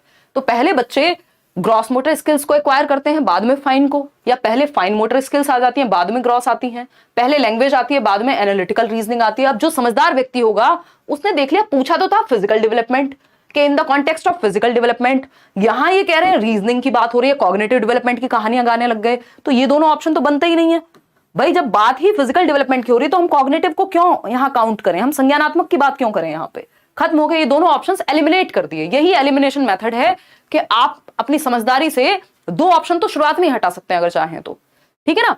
तो अगर हम बात करें तो कह सकते हैं कि इन the context of physical development पहले होता है ग्रॉस मोटर का development, gross motor skills. Gross motor skills यानी आपके शरीर की बड़ी मांसपेशियां, आपके पैरों पे, आपके हाथों पर, हाथ भी क्या, आर्म्स, ये भुजाएं आपकी, इन सब पे कंट्रोल आता है आपके शरीर की बड़ी मांसपेशियों पर। फिर धीरे धीरे आपका फाइन मोटर स्किल्स, सूक्ष्म गतिक कौशल। भाई आप चलना पहले सीख लेते हैं, पेन पकड़ना या पेन को चलाना बाद में सीख पाते हैं प्रॉपरली, ठीक है ना। या खड़े होना आप पहले सीख लेते हैं, हाथ पैर से रोना आप पहले सीख लेते हैं, किसी चीज को पकड़ना आप सीख लेते हैं, लेकिन लिखना प्रॉपरली आप बाद में सीखते हैं।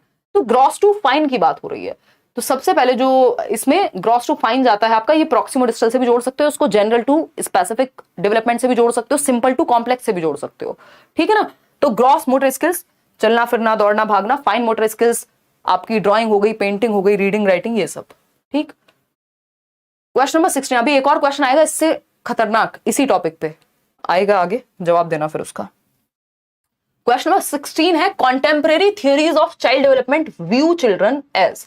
कॉन्टेम्परेरी थियरी, ये क्वेश्चन आया था पहले भी ऑफलाइन में भी, उसके बाद ये ऑनलाइन में भी आया, बस थोड़ा सा चेंज करके पूछ लेते हैं। और इसमें कई सारे टीचर्स भी गलत ही जवाब इसका देते हुए चल रहे थे, है ना, क्योंकि इसको समझने वाला क्वेश्चन है ये, ठीक है ना। डायरेक्ट नहीं कर सकते चपरा, कुछ करना पड़ेगा आपको। मास्टर्स के लिए देख सकते हो कौन सा कॉम्बिनेशन बन रहा है आपका, उसके लिए नोटिफिकेशन देखना पड़ेगा। अभी यहां फोकस कर लेते हैं, डिस्टर्बेंस हो जाता है क्लास के बीच में। Contemporary theories of child development view children as, समकालीन सिद्धांत। कॉन्टेम्परेरी थियरीज जब भी लिखा हुआ है, इसका मतलब कॉन्टेम्परेरी का मतलब ही होता है समकालीन, उस समय में, जिस समय की बात हो रही है उस समय की बात हो रही है। देख रहे हो ना, जिस समय की बात हो रही है उस समय की बात हो रही है। इसका मतलब क्या हुआ भाई, आज के समय में या जो भी समय चल रहा है उस समय की बात जब हो रही है तो वो कॉन्टेम्परेरी है ना, यानी रिसेंसी में या रिसेंट टाइम्स में, ठीक, समझे।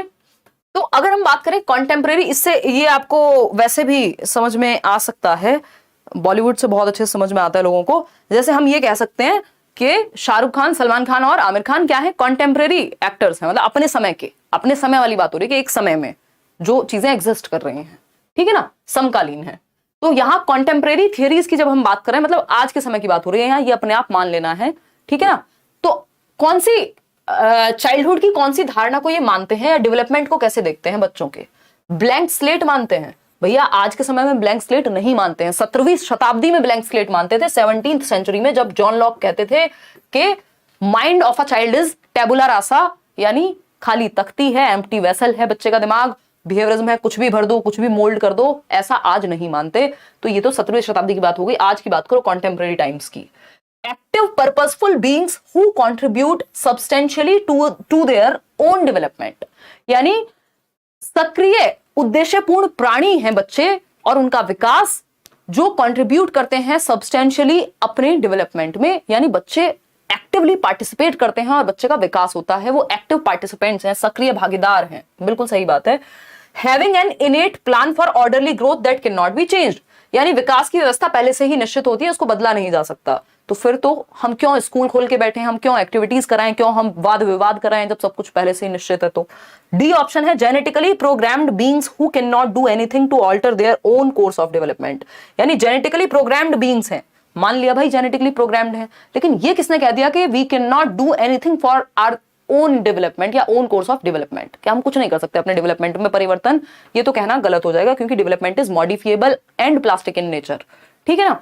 तो बी ऑप्शन एकमात्र सही है कि बच्चे सक्रिय उद्देश्यपूर्ण प्राणी हैं जिनकी अपने खुद के विकास में महत्वपूर्ण भूमिका है। अब इससे दो बातें जरूर समझ लें, अदरवाइज आप फंस जाएंगे, अगली बार क्वेश्चन आएगा तो, है ना। Contemporary theories of child development, ये आपको पीडीएफ में मैं ऐड करके दे ही दिया था। समय लगता है थोड़ा इन सब चीजों में, काफी समय लगता है, बट आपको हेल्प काफी मिल रही होगी। कॉन्टेम्परेरी, एक minute, theory of child development, CD लिख दिया मैंने, या थियरीज ऑफ डेवलपमेंट ये भी आप मान सकते हो, ठीक है ना। कॉन्टेम्परेरी का मतलब है, कॉन्टेम्परेरी थियरीज ऑफ डेवलपमेंट ये मानती हैं कि बच्चों का विकास क्या है, सोशियो कल्चरल एस्पेक्ट में होता है, सामाजिक सांस्कृतिक पक्ष में होता है, यानी बच्चों को एक्टिव रखो, जो बात वाइगॉस्की भी मानते हैं, है ना। ये नहीं कहते कि चाइल्डहुड कैसी संकल्पना है, तो इनके लिए चाइल्डहुड एक सोशल कंस्ट्रक्शन है। बहुत इंपॉर्टेंट है, इसमें लोग फंसते हैं, सभी ने गलत उत्तर भी इस पे बताया है, बहुत सारे टीचर्स में गड़बड़ करते हैं, ठीक है ना। चाइल्डहुड क्या है, एक सोशल कंस्ट्रक्ट है ना, एक सामाजिक परिकल्पना है कॉन्टेम्परेरी थियरीज के अकॉर्डिंग। इसका सिंपल उदाहरण जो मैं पहले भी देती आई हूं, है ना, सोशल कंस्ट्रक्ट है। क्या है, सोशल कंस्ट्रक्ट है, सामाजिक संरचना है। क्या, विकास जो है, या बचपन जो है, स्पेशली बचपन का मतलब यहां भाई आपके घर का बच्चा और एक गरीब व्यक्ति के घर का बच्चा, कैसे वो 7 साल की उम्र में बाहर बलून बेच लेता है ना, भीख मांग लेता है, अपना पेट भर लेता है, दुकान से जाके 4 चीजें ले आता है, और आपके घर का 7 साल का बच्चा खुद से दूध नहीं उठा के पी पाता। चाइल्डहुड क्या हो गया, एज वाला फैक्टर नहीं हुआ, फिक्स्ड नहीं हुआ, सोशल कंस्ट्रक्ट हो गया, या सोशियो कल्चरल अप्रोच से प्रभावित हो गया। तो चाइल्डहुड इनके अकॉर्डिंग क्या है, सोशियो कल्चरल एस्पेक्ट में देखा जाता है, ना कि फिक्स्ड एज में देखा जाता है। समझ पा रहे हैं बात को। तो ये यहां पे ध्यान रखना है कि कॉन्टेम्परेरी थियरीज एक तो ये मानती हैं कि बच्चे को एक्टिव बीइंग रखना है, जो डेवलपमेंट है वो एक्टिव कंस्ट्रक्शन से होगा, बच्चे को सक्रिय रखो आप, ठीक। दूसरी बात, चाइल्डहुड क्या है, एक सोशल कंस्ट्रक्ट है, सामाजिक संकल्पना है, एज से ज्यादा इंटरेक्शन, सोशियो कल्चरल एस्पेक्ट में इंटरेक्शन, समाज और संस्कृति किन लोगों में वो रह रहा है और कैसे इंटरेक्ट करेगा, वो विकास को प्रभावित करेगा या निर्धारित करेगा, ठीक। तो इसको कई तरीके से पूछा जा सकता है। आगे बढ़ते हैं क्वेश्चन नंबर 17 पे। क्वेश्चन नंबर 17 क्या कहता है, पोल में जवाब देंगे आप फटाफट से। क्वेश्चन नंबर 17 कहता है which of the following statement is correct in the context of development, विकास के संदर्भ में कौन सा कथन सही है, बताइएगा फटाफट से बताएंगे आप। और मैं 2 घूंट पानी पीने की आज्ञा अगर आपकी हो तो अच्छा रहेगा।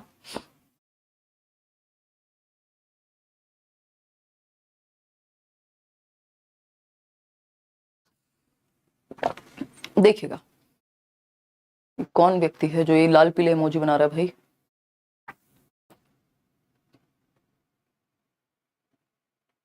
करा लेना श्रेया।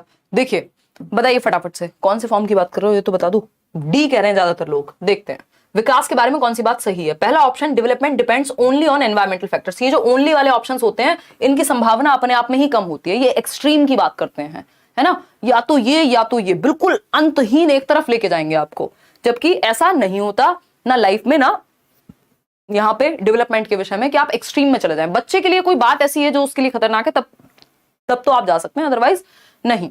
तो ओनली वाले ऑप्शन से थोड़ा सा बच के रहना होता है, बहुत कम चांसेस होते हैं ये सही हो।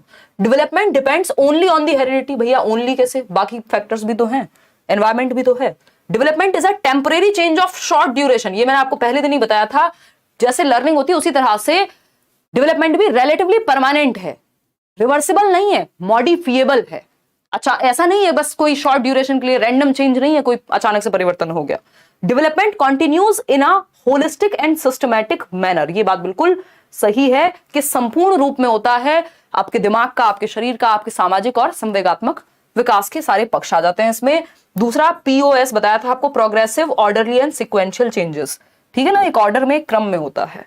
आगे बढ़ेंगे, डी ऑप्शन यहां सही था। क्वेश्चन नंबर 18 देखिए, बहुत छोटा सा क्यूट सा लड्डू सा सवाल है, कहता है the field of child development, जो बाल विकास का क्षेत्र है वो कैसा है बताइए, बाल विकास का क्षेत्र कैसा हो, बताओ एक बार। एक और अवैज्ञानिक, भैया ऐसा थोड़ी हो सकता है, जो इतनी बड़ी रिसर्च जहां हो चुकी है वो यूनिटरी है भाई, मल्टी डायमेंशनल होगा ना, बहुआयामी होगा। नॉन साइंटिफिक कैसे हो जाएगा, बिना लॉजिक की थियरी प्रूव हो जाएगी, कोई भी थियरी आती है तो उसमें लॉजिक तो होता ही है। फिर आते हैं बी ऑप्शन पे, फिक्स्ड एंड स्टैटिक। फिक्स्ड होता तो हम ये नहीं कह रहे होते कॉन्टेम्परेरी थियरीज क्या कहती हैं चाइल्डहुड के बारे में, इतने सारे थियरिस्ट हैं और सब अलग अलग बातें कहते हैं कई बार, तो ये डायनेमिक है, परिवर्तन इसमें होता रहता है, स्टैटिक नहीं है, कोई हेरिडिटी थोड़ी है कि फिक्स हो गया आपके आंखों का रंग अब बदला नहीं जा सकता। कई बार रिसर्च जिस बात को सही कहती है 10 साल बाद उसको गलत भी कह देती है ना, तो परिवर्तन तो इसमें होता रहता है, फिक्स्ड नहीं है भाई। डेवलपमेंट तो खुद फिक्स्ड नहीं है, वो डायनेमिक या प्लास्टिक है, ठीक, डायनेमिक है, परिवर्तनशील है, चेंजेबल है, मॉडिफिएबल है। इंटरडिसिप्लिनरी एंड डायनेमिक, अरे वाह, ये तो सीधा सीधा ही मिल गया हमको। तो इंटरडिसिप्लिनरी यानी विकास के जो पक्ष हैं वो सब जुड़े हुए हैं, बाल विकास बाकी एस्पेक्ट्स में भी प्रभावित करेगा, बच्चे का दिमाग, शरीर और आपका इमोशनल एस्पेक्ट, ये सब क्या आपको लाइफ में प्रभावित नहीं करते, बिल्कुल करेंगे। तो चाहे आप इसको सब्जेक्ट के रूप में लें, चाहे आप इसको व्यक्ति के अंदर माने, सब क्या है, इंटरडिसिप्लिनरी है, अंतः विषयात्मक है, ये कह सकते हैं। तो बाल विकास का जो क्षेत्र है, और हम क्यों पढ़ रहे हैं, क्योंकि बाकी सब्जेक्ट्स में भी इसका रोल हमें देखने को मिलता है, क्योंकि जैसे बच्चे का विकास होगा वैसे वो चीजें सीख पाएगा। एम्बिगुअस एंड एंशिएंट, पुराना हो चुका है, और एम्बिगुअस है यानी कंफ्यूजिंग है, प्राचीन है, अस्पष्ट है, ऐसा नहीं है, स्पष्टता इसमें है अगर कोई पढ़े तो C option is the only right answer. आगे बढ़ेंगे क्वेश्चन नंबर 19 पर, बहुत ही प्यारा, आप सबका प्यारा दुलारा फेवरेट क्वेश्चन, बस इसके ऑप्शन चेंज कर दिए हैं, देखते हैं कितने लोग चक्कर खा के गिर जाएंगे। ये क्वेश्चन पे अगर आप अटके तो बिल्कुल अच्छी बात नहीं होगी।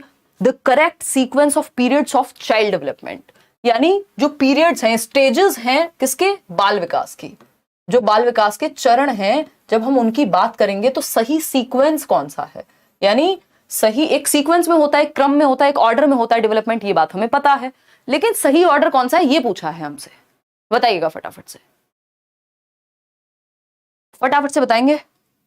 देखिए इन्फेंसी पहले होता है भैया, इन्फेंसी पहले हो सकता है यदि प्रीनेटल नहीं लिखा होता तो, है ना। इन्फेंसी क्या है, जन्म से 2 वर्ष, जबकि प्रीनेटल है प्रसव पूर्व अवस्था, जब आप गर्भ में हैं, कॉन्सेप्शन पीरियड जिसको हम कह रहे हैं। तो भैया पहले गर्भ में जाओगे कि पहले पैदा हो जाओगे, है ना। तो इन्फेंसी तो जन्म की बात करेगा ना, तो जन्म से कैसे हो सकता है जब प्रीनेटल दिया हुआ है ऑप्शन में। तो ऑप्शन के अकॉर्डिंग समझना है हमें चीजों को, ठीक है ना, क्लियर है।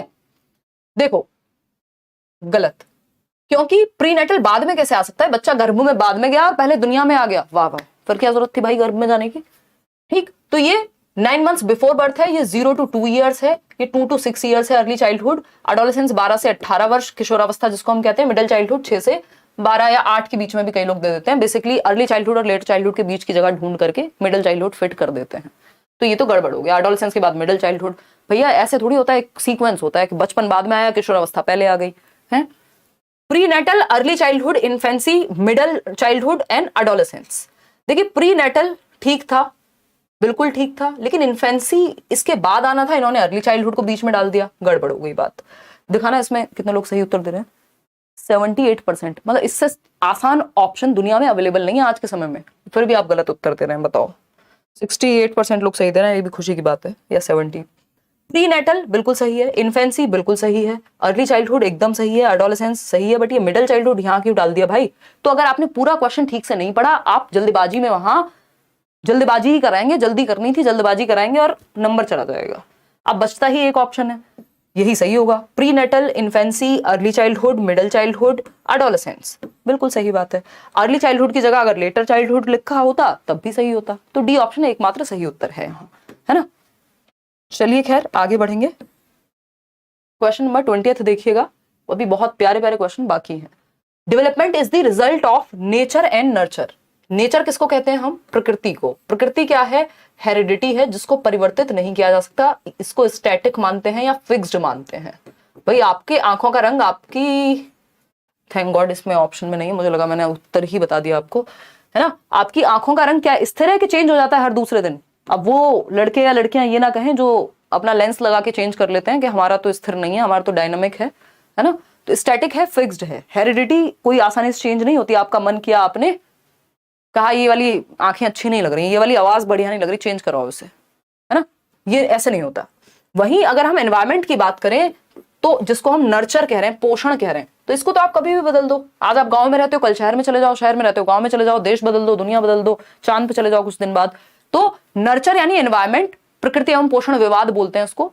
एनवायरमेंट को बदला जा सकता है, ये डायनेमिक होता है, नेचर फिक्स होता है, स्टैटिक होता है, हेरिडिटी। बताइए जरा किसका रिजल्ट है, एलिनेशन का, मतलब अलग अलग कर दो हेरिडिटी और एनवायरमेंट को, नहीं। डिसजंक्चर का, वियोजन का, फिर से अगेन वही बात अलग कर दो। इंटरैक्शन का भाई, है ना, interaction of nature and nurture या product of nature and nurture. Independent नहीं है एक दूसरे से, इंटर रिलेटेड है। इंटरैक्शन होता है, अंतःक्रिया होती है दोनों की, प्रकृति एवं पोषण की, तब विकास बनता है। डेवलपमेंट बराबर हेरिडिटी इनटू एनवायरमेंट, कौन कहता है, Woodworth. The pace of child development यानी विकास की जो गति है, बाल विकास की गति की बात हो रही है, दर की बात हो रही है। स्पेस को रेट भी कह सकते हैं, रेट ऑफ चाइल्ड डेवलपमेंट, ठीक है। आपको इनकी लफ्फाजी में उलझना नहीं है ना, आपने घबराना नहीं है। क्यों, क्योंकि ये लैंग्वेज घुमा घुमा के, शब्द बदल बदल के आपको कंफ्यूज करने की कोशिश करते हैं एग्जामिनर, आपको नहीं फंसना इनमें, ठीक है ना। बहुत बढ़िया जी, आप भी आ रहे हो मैम प्रयागराज? नहीं यार अभी तो मेरी बात नहीं है इस बारे में कुछ।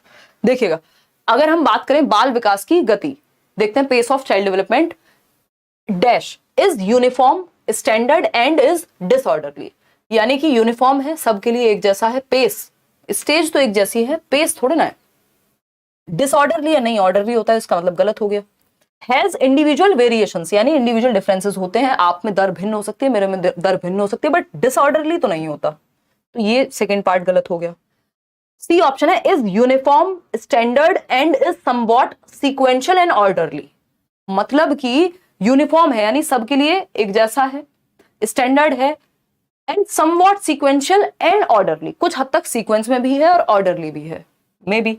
Has individual variations and somewhat sequential and orderly, ये क्या किया है इन्होंने। अच्छा देखा ना कितने लोग क्या आंसर कर रहे हैं, डी ऑप्शन, ठीक है ठीक है। क्योंकि इन सब में जो सबसे सही उत्तर लग रहा है वो यही नजर आ रहा है। ऐसा तो होता नहीं कि अव्यवस्थित हो, पॉसिबल नहीं है। अव्यवस्थित, अव्यवस्थित, इसमें कुछ हद तक ठीक है। एक समान मानकीय यानी यूनिफॉर्म होगा, पेस अगेन सबके लिए सेम नहीं हो सकता क्योंकि दर भिन्न हो सकती है। स्टेज होता तो एक बार को हम कह देते ये has individual variations and is somewhat sequential and orderly. भाई इंडिविजुअल डिफरेंसेस होंगे ऑर्डर के बावजूद। दो बच्चे चाइल्डहुड में ही हैं, दोनों 6 साल के हैं, बट उनमें इंडिविजुअल डिफरेंसेस हो सकते हैं। किसी में भाषा के विकास की दर फास्ट होगी, किसी में थोड़ी स्लो होगी, तो रेट में वेरिएशन पाया जा सकता है इंडिविजुअल डिफरेंसेस की वजह से। डी ऑप्शन सही है, जो आप लोगों ने दिया भी सही है। क्वेश्चन नंबर 22 देखिए फटाफट से। At which age are children's activities primarily focused on use of large muscles for. बहुत अच्छा क्वेश्चन, देखिएगा क्या पूछा है हमसे। किस उम्र में बच्चों की जो एक्टिविटीज हैं वो मुख्य रूप से फोकस्ड होती हैं लार्ज मसल्स पर, यानी बड़ी मांसपेशियों पर, for gross motor rather than fine motor movements. यानी बच्चे किस उम्र में स्थूल गतिक कौशलों का प्रयोग करते हैं या बड़ी मांसपेशियों का प्रयोग करना सीख जाते हैं बजाय कि सूक्ष्म के। तो ये हमें पता है, पहले ग्रॉस का ही इस्तेमाल करना शुरू करेंगे, यानी अपनी बाहों का, अपने पैरों का मतलब आपकी अपनी टांगों का। लेकिन उंगलियों का प्रयोग, आंखों और उंगलियों के समन्वयन का प्रयोग, कोऑर्डिनेशन का प्रयोग बाद में सीखते हैं। तो GF गर्लफ्रेंड से याद रखना है। GF बोले तो ग्रॉस टू फाइन मोटर जाता है आपका विकास की जो दिशा है। ठीक है बात। तो अगर हम बात करें यहां पे क्या होगा सही उत्तर, बताओ भैया। 2 से 6 में तो बच्चा क्या सीख जाएगा? 2 से 6 में तो बच्चा पेन पकड़ना सीख जाएगा, तो फाइन की ओर जा रहा है। उससे बेहतर ऑप्शन, अगर ये इन्फेंसी नहीं होता तो हम अर्ली चाइल्डहुड कह देते। दिखाना इसमें क्या उत्तर दिया। कंफ्यूज हैं आप लोग इसमें, ए और बी के अंदर कंफ्यूज हैं। 36% लोग बी कह रहे हैं, जो कि गलत उत्तर है। क्योंकि अर्ली चाइल्डहुड में तो फिर भी वो पेन पकड़ना है ना, छोटी मोटी ड्राइंग दीवारों पे बनाना, प्ले वे में जाएगा, स्केचिंग थोड़ी थोड़ी सीखने लगता है। लेकिन अगर हम देखें प्रीमैरिली फोकस्ड ऑन, यानी मुख्य रूप से पूरा जो फोकस है वो ग्रॉस मोटर स्किल्स पे है। तो पूरा जो फोकस है ग्रॉस मोटर स्किल्स पे वो होता है जन्म से 2 वर्ष में। जब बच्चा दूध की बोतल भी आप उसे दोगे तो वो एक हाथ से नहीं पकड़ेगा, पूरे हाथ से कोशिश करेगा, वो भी धीरे धीरे सीखेगा। अदरवाइज पूरे शरीर का इस्तेमाल करेगा, रोएगा तो पूरे शरीर से रोएगा, हंसेगा तो पूरे हाथ पैर दोनों, है ना। तो ये क्या है, इन्फेंसी है, जब बड़ी मांसपेशियों का मुख्य रूप से इस्तेमाल होता है जन्म से 2 वर्ष। फाइन मोटर तो कुछ खास डेवलप हुई ही नहीं है अभी। अर्ली चाइल्डहुड में तो बहुत चांसेस हैं कि फाइन मोटर स्किल्स डेवलप होना शुरू हो जाए। ठीक, तो ए ऑप्शन यहां सही है, ना कि बी।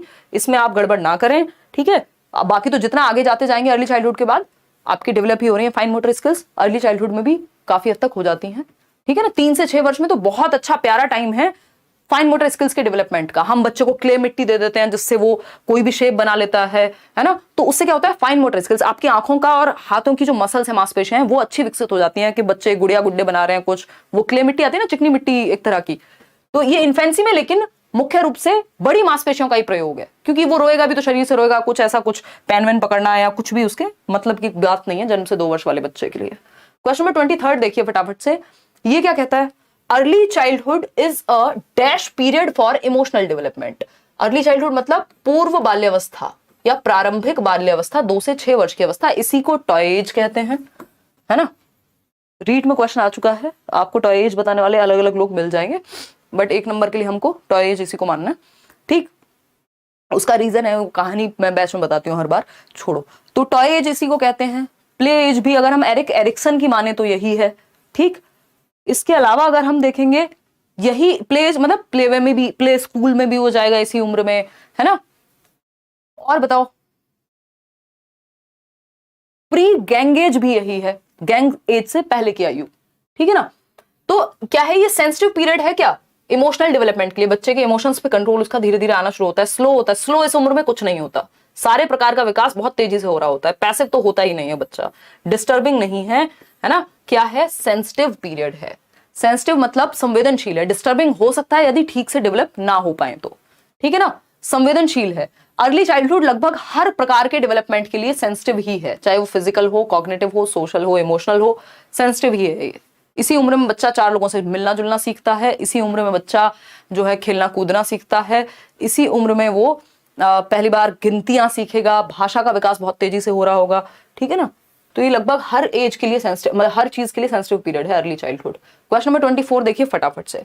ये कहता है which of the following statement is not correct. ध्यान से देखिएगा, मैंने बताया था आपको जिस क्वेश्चन में एक्सेप्ट लिखा हो, अलावा, है ना, लीस्ट लिखा हो, है ना, या नॉट लिखा हो, ये तीन शब्द जहां आते हैं वहां ऐसे कान खड़े करके 3 इडियट वाले बहुत ध्यान से उत्तर देना होता है, अदरवाइज फंस जाएंगे आप आंसर करने में। तो विकास के संदर्भ में निम्न में से कौन सा कथन सही नहीं है? पहला ऑप्शन है children develop at different rates, यानी बच्चों की विकास की दर भिन्न होती है। दो बच्चे हैं 3 साल के, किसी में भाषा का विकास तेजी से हो रहा होगा, किसमें शारीरिक विकास हो सकता है दूसरे से पहले हो रहा हो।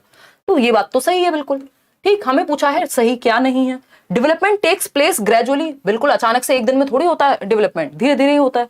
डेवलपमेंट इज रिलेटिवली ऑर्डरली, यानी काफी हद तक क्या है, क्रम में होता है। बात तो सही है भाई, पहले आप बच्चे होंगे, फिर आप किशोरावस्था में जाएंगे, फिर आप एक अडल्ट बनेंगे, फिर बुढ़ापा आएगा कहीं जाकर के, ऐसा थोड़ी पहले बुढ़ापा आ गया बाद में बचपन आया। तो एक ऑर्डर होता है।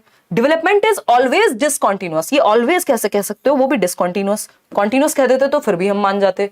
तो यही गलत है, और जो गलत है वही सही है क्योंकि पूछा ही गलत है। समझ पा रहे हो? तो विकास हमेशा अनिरंतर होता है, ये कहना एकदम गलत होगा।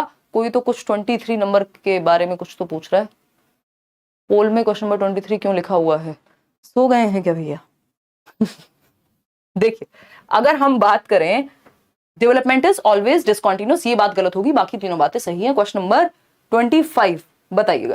क्वेश्चन नंबर 25 कहता है which of the following is determined only by hereditary factors, यानी सिर्फ हेरिडिटी से, सिर्फ आनुवांशिकता से, सिर्फ जेनेटिक मेकअप से कौन सा एक फैक्टर है जो निर्धारित होगा?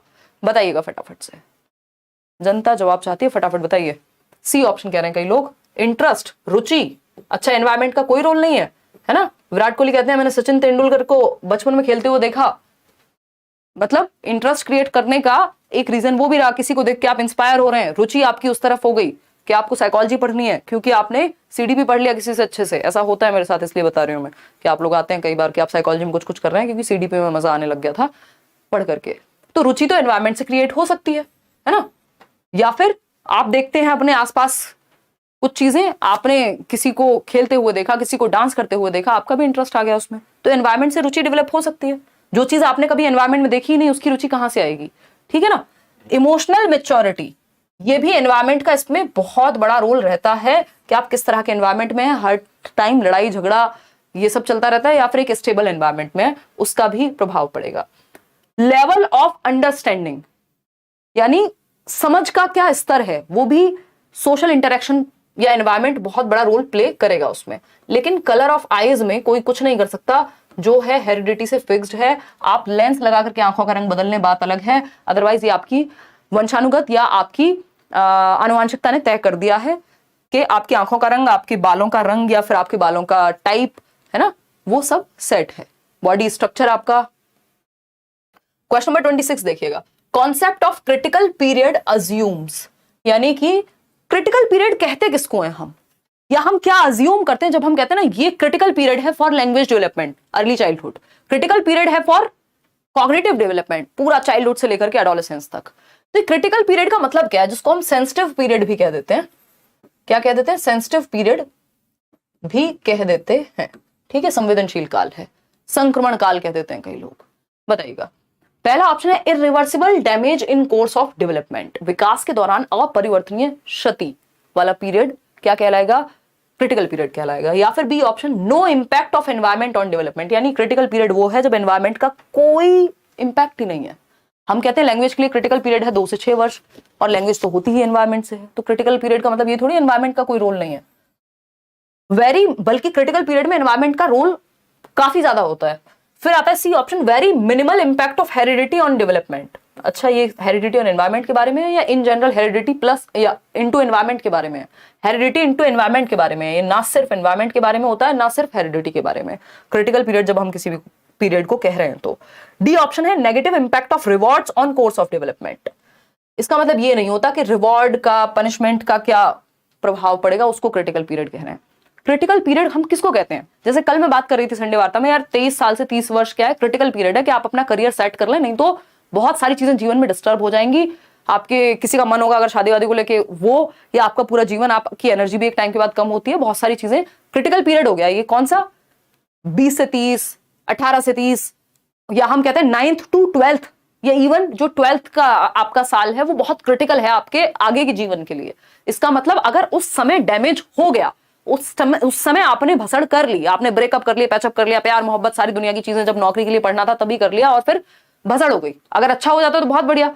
इसका मतलब ये इतना क्रिटिकल पीरियड था कि अब जो डैमेज हुआ है वो इरिवर्सिबल है। आपकी वो उम्र, वो 12th क्लास, वो जिस अच्छे कॉलेज में एडमिशन हो सकता था अब नहीं हो पाएगा, अब कुछ और देखेंगे आगे। इसका मतलब ये नहीं जीवन खत्म हो गया, लेकिन जो डैमेज उस समय हो चुका है वो इरिवर्सिबल है, ठीक है ना। तो विकास के दौरान अपरिवर्तनीय क्षति, यानी विकास के समय इरिवर्सिबल डैमेज। फॉर एग्जाम्पल, हम जानते हैं कि जन्म से 28 दिन के बीच, 1 महीने के अंदर अंदर सबसे खतरनाक काल कहा जाता है उसको, बच्चे के लिए सबसे ज्यादा डेथ्स होती हैं, क्योंकि बच्चा इतना नाजुक है, दुनिया में आया है गर्भ से, गिर गया बच्चा, कोई चोट लग गई, कोई बीमारी पकड़ लेगी तो खत्म, टाटा बाय बाय, फिनिश। या हो सकता है बुखार हो गया, मान लीजिए दिमागी बुखार ही हो गया, मेनिंजाइटिस बोलते हैं जिसको, तो उसका भी प्रभाव हो सकता है उसके मेंटल डेवलपमेंट पे आगे तक पड़े। बच्चा बचपन में जब उसको अपने फिजिकल डेवलपमेंट का ध्यान रखना था, छत से गिर गया, कुछ और हो गया, तो बेसिकली वो क्रिटिकल पीरियड है। अगर उस समय पे कोई डैमेज हुआ तो वो लाइफ लॉन्ग आपका पीछा नहीं छोड़ेगा। तो क्रिटिकल पीरियड मतलब इंपॉर्टेंट पीरियड है उस समय के लिए। Irreversible damage in course of development, इसमें डैमेज भी हो सकता है, इसमें सीखना भी हो सकता है आगे की तरफ। समझ पा रहे हैं ना? चलिए खैर, A option is the right answer. भाई गर्लफ्रेंड बाद में भी आ जाएगी, बट नौकरी का समय गया, एज गई, अब कहां से ट्राई करेंगे। क्वेश्चन नंबर 27 देखिए। क्वेश्चन नंबर 27 कहता है which point of view is supported by the theorist believing in plasticity of development. एक और क्वेश्चन आपके प्लास्टिसिटी ऑफ डेवलपमेंट है ना, यही 2 क्वेश्चन आए हैं। देखिएगा, विकास की नमनीयता, प्लास्टिसिटी मतलब फ्लेक्सिबिलिटी है विकास में, इसका मतलब ये हुआ सिंपल, रिजिडिटी नहीं है, फ्लेक्सिबल है, ठीक है। तो नमनीयता में विश्वास रखने वाले सिद्धांतकार निम्न में से किस दृष्टिकोण को, देखिए सभी लोग ये नहीं मानते कि डेवलपमेंट प्लास्टिक इन नेचर है, बट आज के समय की जो रिसर्च है वो बहुत सारे लोग पिछले कई सालों में, 3-4 सालों में ये मानने लगे हैं कि development is plastic in nature, या ब्रेन में न्यूरोप्लास्टिसिटी होती है। इसका मतलब ब्रेन हमेशा कुछ नया सीखने के काबिल है, आप हमेशा कुछ नया सीखते रह सकते हैं, डेवलपमेंट हमेशा होता रहेगा, न्यूरॉन्स आपके नए नए बनते रहेंगे यदि आप कुछ मौका दें उस ब्रेन को उस तरह का करने का। तो ठीक, तो इसका सिंपल मतलब होता है प्लास्टिसिटी का कि डेवलपमेंट इज ऑलवेज कॉन्टिन्यूअस, हमेशा चलता रहेगा। जो ब्रेन डेवलपमेंट है आपका, है ना, वो हमेशा चलता रहेगा। ब्रेन में जो मस्तिष्कता है, विकास की नमनीयता जो है वो हमेशा बनी रहेगी यदि फ्लेक्सिबल है, प्लास्टिक इन नेचर है ना, विकास हमेशा निरंतर होता है। इसका मतलब सिंपल ये है, फ्लेक्सिबिलिटी है इसमें, खत्म नहीं होता, टूटता नहीं है, ठीक है। तो ये नहीं है कि सिर्फ नेचर डिटरमिन करता है, नर्चर करेगा यानी एनवायरमेंट, या डिसकंटिन्यूअस है, ऐसा तो है ही नहीं। तो C option is the only right answer. 2-3 question और बचे हैं। आप लोगों ने बहुत प्यारा जो है रिस्पांस दिया है कि आप इतनी रात को भी इस संख्या में जुड़े रहते हैं और इतने लंबे डिस्कशन में थकते नहीं है ना। देखिएगा, dash is an example of gross motor skills, यानी स्थूल गत्यात्मक कौशल। हमें पता है GF गर्लफ्रेंड से याद रखेंगे, है ना, भूलते भी नहीं है लोग। तो GF का मतलब यहाँ गर्लफ्रेंड से नहीं है, G for gross motor skills, स्थूल गतिक कौशल, और F for fine motor skills, सूक्ष्म गतिक कौशल, ठीक है ना। तो और यही इनकी दिशा होती है, पहले ग्रॉस मोटर स्किल्स यानी आपकी भुजाओं या हाथों पे, आपके आर्म्स पे कंट्रोल और आपकी लेग्स पे कंट्रोल, बाद में आपकी हैंड आई कोऑर्डिनेशन, जैसे पेन पकड़ना, ड्राइंग करना, वो सब फाइन मोटर में जाते हैं, ठीक है ना। काजल लगाना, आईलाइनर लगाना, सब फाइन मोटर का एग्जाम्पल है। तो dash is an example of gross motor, जिसमें बड़ी मांसपेशियों का प्रयोग हो। ग्रॉस का मतलब ही है बिग मसल्स का प्रयोग, है ना, बड़ी मांसपेशियों का प्रयोग। देखिएगा कहां होगा, रनिंग में। आपकी लेग्स, टांग जो है आपकी, या लेग्स जो है, टांगे, वो सबसे बड़ी मसल है थाई में, तो हम कहेंगे बड़ी मसल का प्रयोग हो रहा है यहाँ, ठीक है। फिर भी ऑप्शन चेक कर लेते हैं। ग्रास्पिंग, ग्रास्प मतलब पकड़ना किसी चीज को, तो ग्रास्प तो उंगलियों से होगा, हाथों की, तो ये तो फाइन मोटर स्किल हो गया। ग्रास्प करने में फाइन मोटर स्किल्स लगी हैं, ठीक है ना। स्क्रिबलिंग होता है टेढ़ा मेढ़ा कुछ भी, कीलम कांटी बना देते हैं ना बच्चे, जिसका कोई मतलब नहीं होता। सबसे पहली स्टेज होती है राइटिंग की, तो स्क्रिबलिंग में भी फाइन मोटर स्किल्स की ही शुरुआत होती है।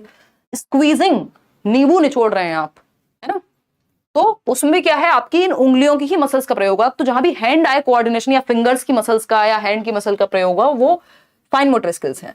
तो रनिंग है जिसमें बड़ी मसल का प्रयोग होगा, जो कि आपकी लेग्स की मसल्स हैं या आर्म्स की मसल्स हैं। तो A option is the only right answer.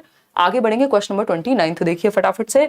ये कहता है most children learn to hold a glass, ज्यादातर बच्चे पहले ग्लास को पकड़ना सीख जाते हैं before they hold a pen, pen पकड़ने से पहले बच्चा ग्लास पकड़ना सीख जाता है। अभी हम बात कर रहे थे ना, बच्चा दूध पीने वाली जो बॉटल होती है तो धीरे धीरे वो उसको दोनों हाथों से होल्ड करना तो सीख ही जाता है, पेन तो बहुत बाद में जाके सीखेगा पकड़ना।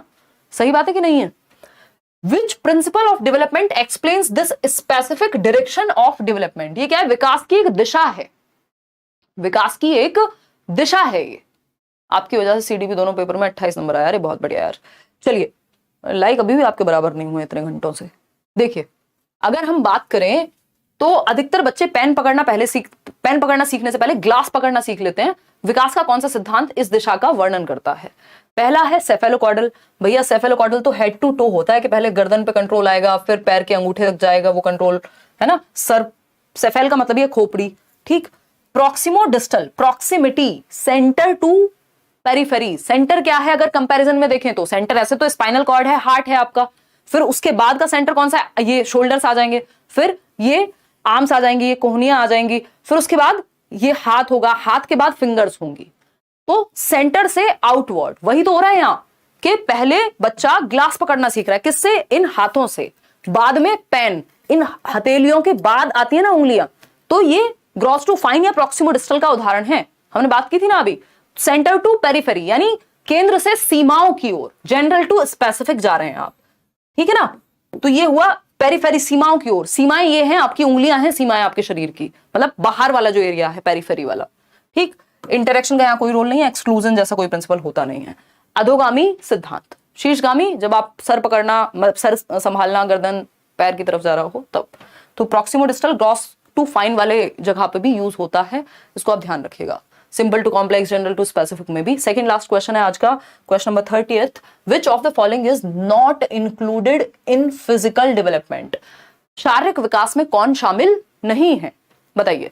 Changes in body size and proportions, भैया बॉडी साइज की बात हो रही तो शरीर का ही तो विकास हुआ, तो ये तो शामिल होगा।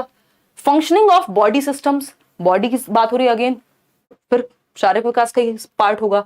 परसेप्चुअल एंड मोटर कैपेसिटीज, यानी आप जो परसीव करते हैं, है ना, और मोटर कैपेसिटीज, मोटर मतलब गत्यात्मक, गति की बात हो रही है, दौड़ना, भागना, कैच पकड़ लेना, ये सब क्या है? Motor capacities. और परसेप्शन भी, इसमें आपकी 5 सेंसेस इन्वॉल्व होते हैं, बात सही है।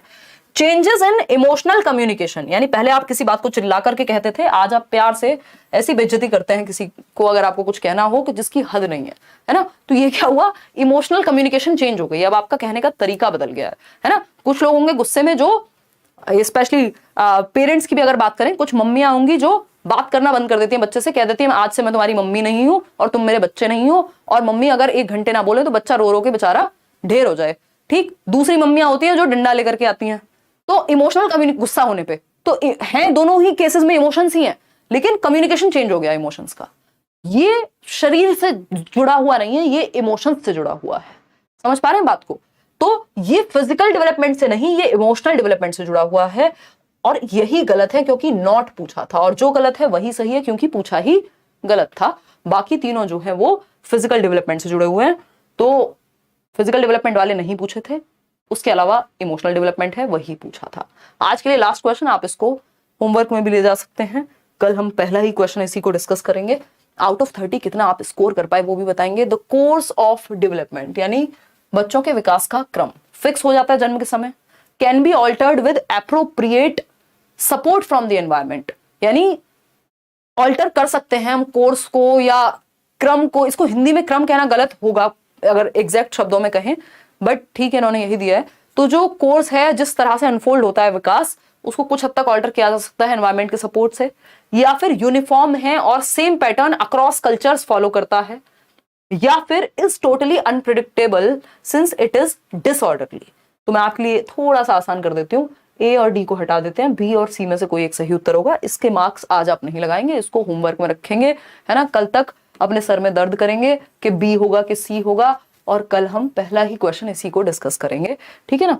आउट ऑफ 30 क्वेश्चंस, मैं इसको काउंट नहीं कर रही हूँ, आउट ऑफ 30 क्वेश्चंस कितने क्वेश्चंस आपके ठीक हुए हैं वो आप कमेंट्स में बता देंगे। इसके अलावा बीपीएससी वाला जो बैच है टीचर का, बिहार टीचर का, वो लाइव है आपका, आप जाकर के एडमिशन ले सकते हैं, एनरोल कर सकते हैं खुद को करियर विल ऐप पर, है ना। आगे बढ़ते हैं ये जो पीडीएफ है इस सेशन की, जो भी क्वेश्चंस हमने किए हैं वो आपको डिस्क्रिप्शन बॉक्स नहीं, इधर टेलीग्राम चैनल पे मिल जाएगा। टेलीग्राम चैनल कोई भी फेक चैनल से नहीं जुड़ना है, वहाँ सारे 5 सब्जेक्ट के आपको फ्री नोट्स भी मिल जाएंगे। आउट ऑफ 30 क्वेश्चंस कितने क्वेश्चंस आपने ठीक किए, जो भी आपका फीडबैक हो, आपको सेशन पसंद आया हो तो आप लाइक शेयर सब्सक्राइब कर सकते हैं, कॉमेंट्स में अपने विचार बता करके जा सकते हैं। 26 आउट ऑफ 31 नहीं 30 में से ही काउंट करो श्वेता, 23 आउट ऑफ 30, अभी तो 31 का बताया नहीं ना मैंने उत्तर। 29 out of 30, 27 out of 30, Iqbal, Anju, Priyanka, Shweta, Hrithik, Namita, Asad, Pooja, Simran, Divya 29, 30 आए डिम्पल के। डिम्पल सच बताओ यार, हैं? विपुल 25, सेल्वी कुमारी, बहुत खतरनाक नाम है Selvi, Prashant Dwivedi 28 out of 30। Tomorrow topic, कल का टॉपिक रहेगा आपका, क्योंकि प्रिंसिपल ऑफ डेवलपमेंट मैंने इसी में कवर कर दिया, हेरिडिटी, क्योंकि आप डेवलपमेंट पे क्वेश्चन जो डायरेक्ट इन 3 कॉन्सेप्ट से आते हैं, 2 से 3 ही क्वेश्चन पूछ रहे हैं आजकल, ये प्याजे व्याजे वाले ज्यादा बढ़ा दिए, तो इस बार के ऑनलाइन क्वेश्चन सारे यही हैं। प्रीवियस वाले में करा भी चुकी हूं आपको, है ना, और फिर जब अंत में हम प्रैक्टिस करेंगे तो और क्वेश्चन ऐड कर लेंगे। तो कल का टॉपिक आपका रहेगा, इसके बाद आता है सोशलाइजेशन का topic, as far as I remember this syllabus. तो सोशलाइजेशन करेंगे कल का टॉपिक, आप पढ़ के आइएगा, या यूट्यूब पे ही मेरी क्लासेस हैं उनसे देख लीजिएगा, और मैराथन देख लीजिएगा, और नए क्वेश्चंस आप कैसे अटेम्प्ट कर पाएंगे मैं अभी आपको दिखा देती हूँ। सिलेबस अपने पास तो था, ये रहा, देखिए।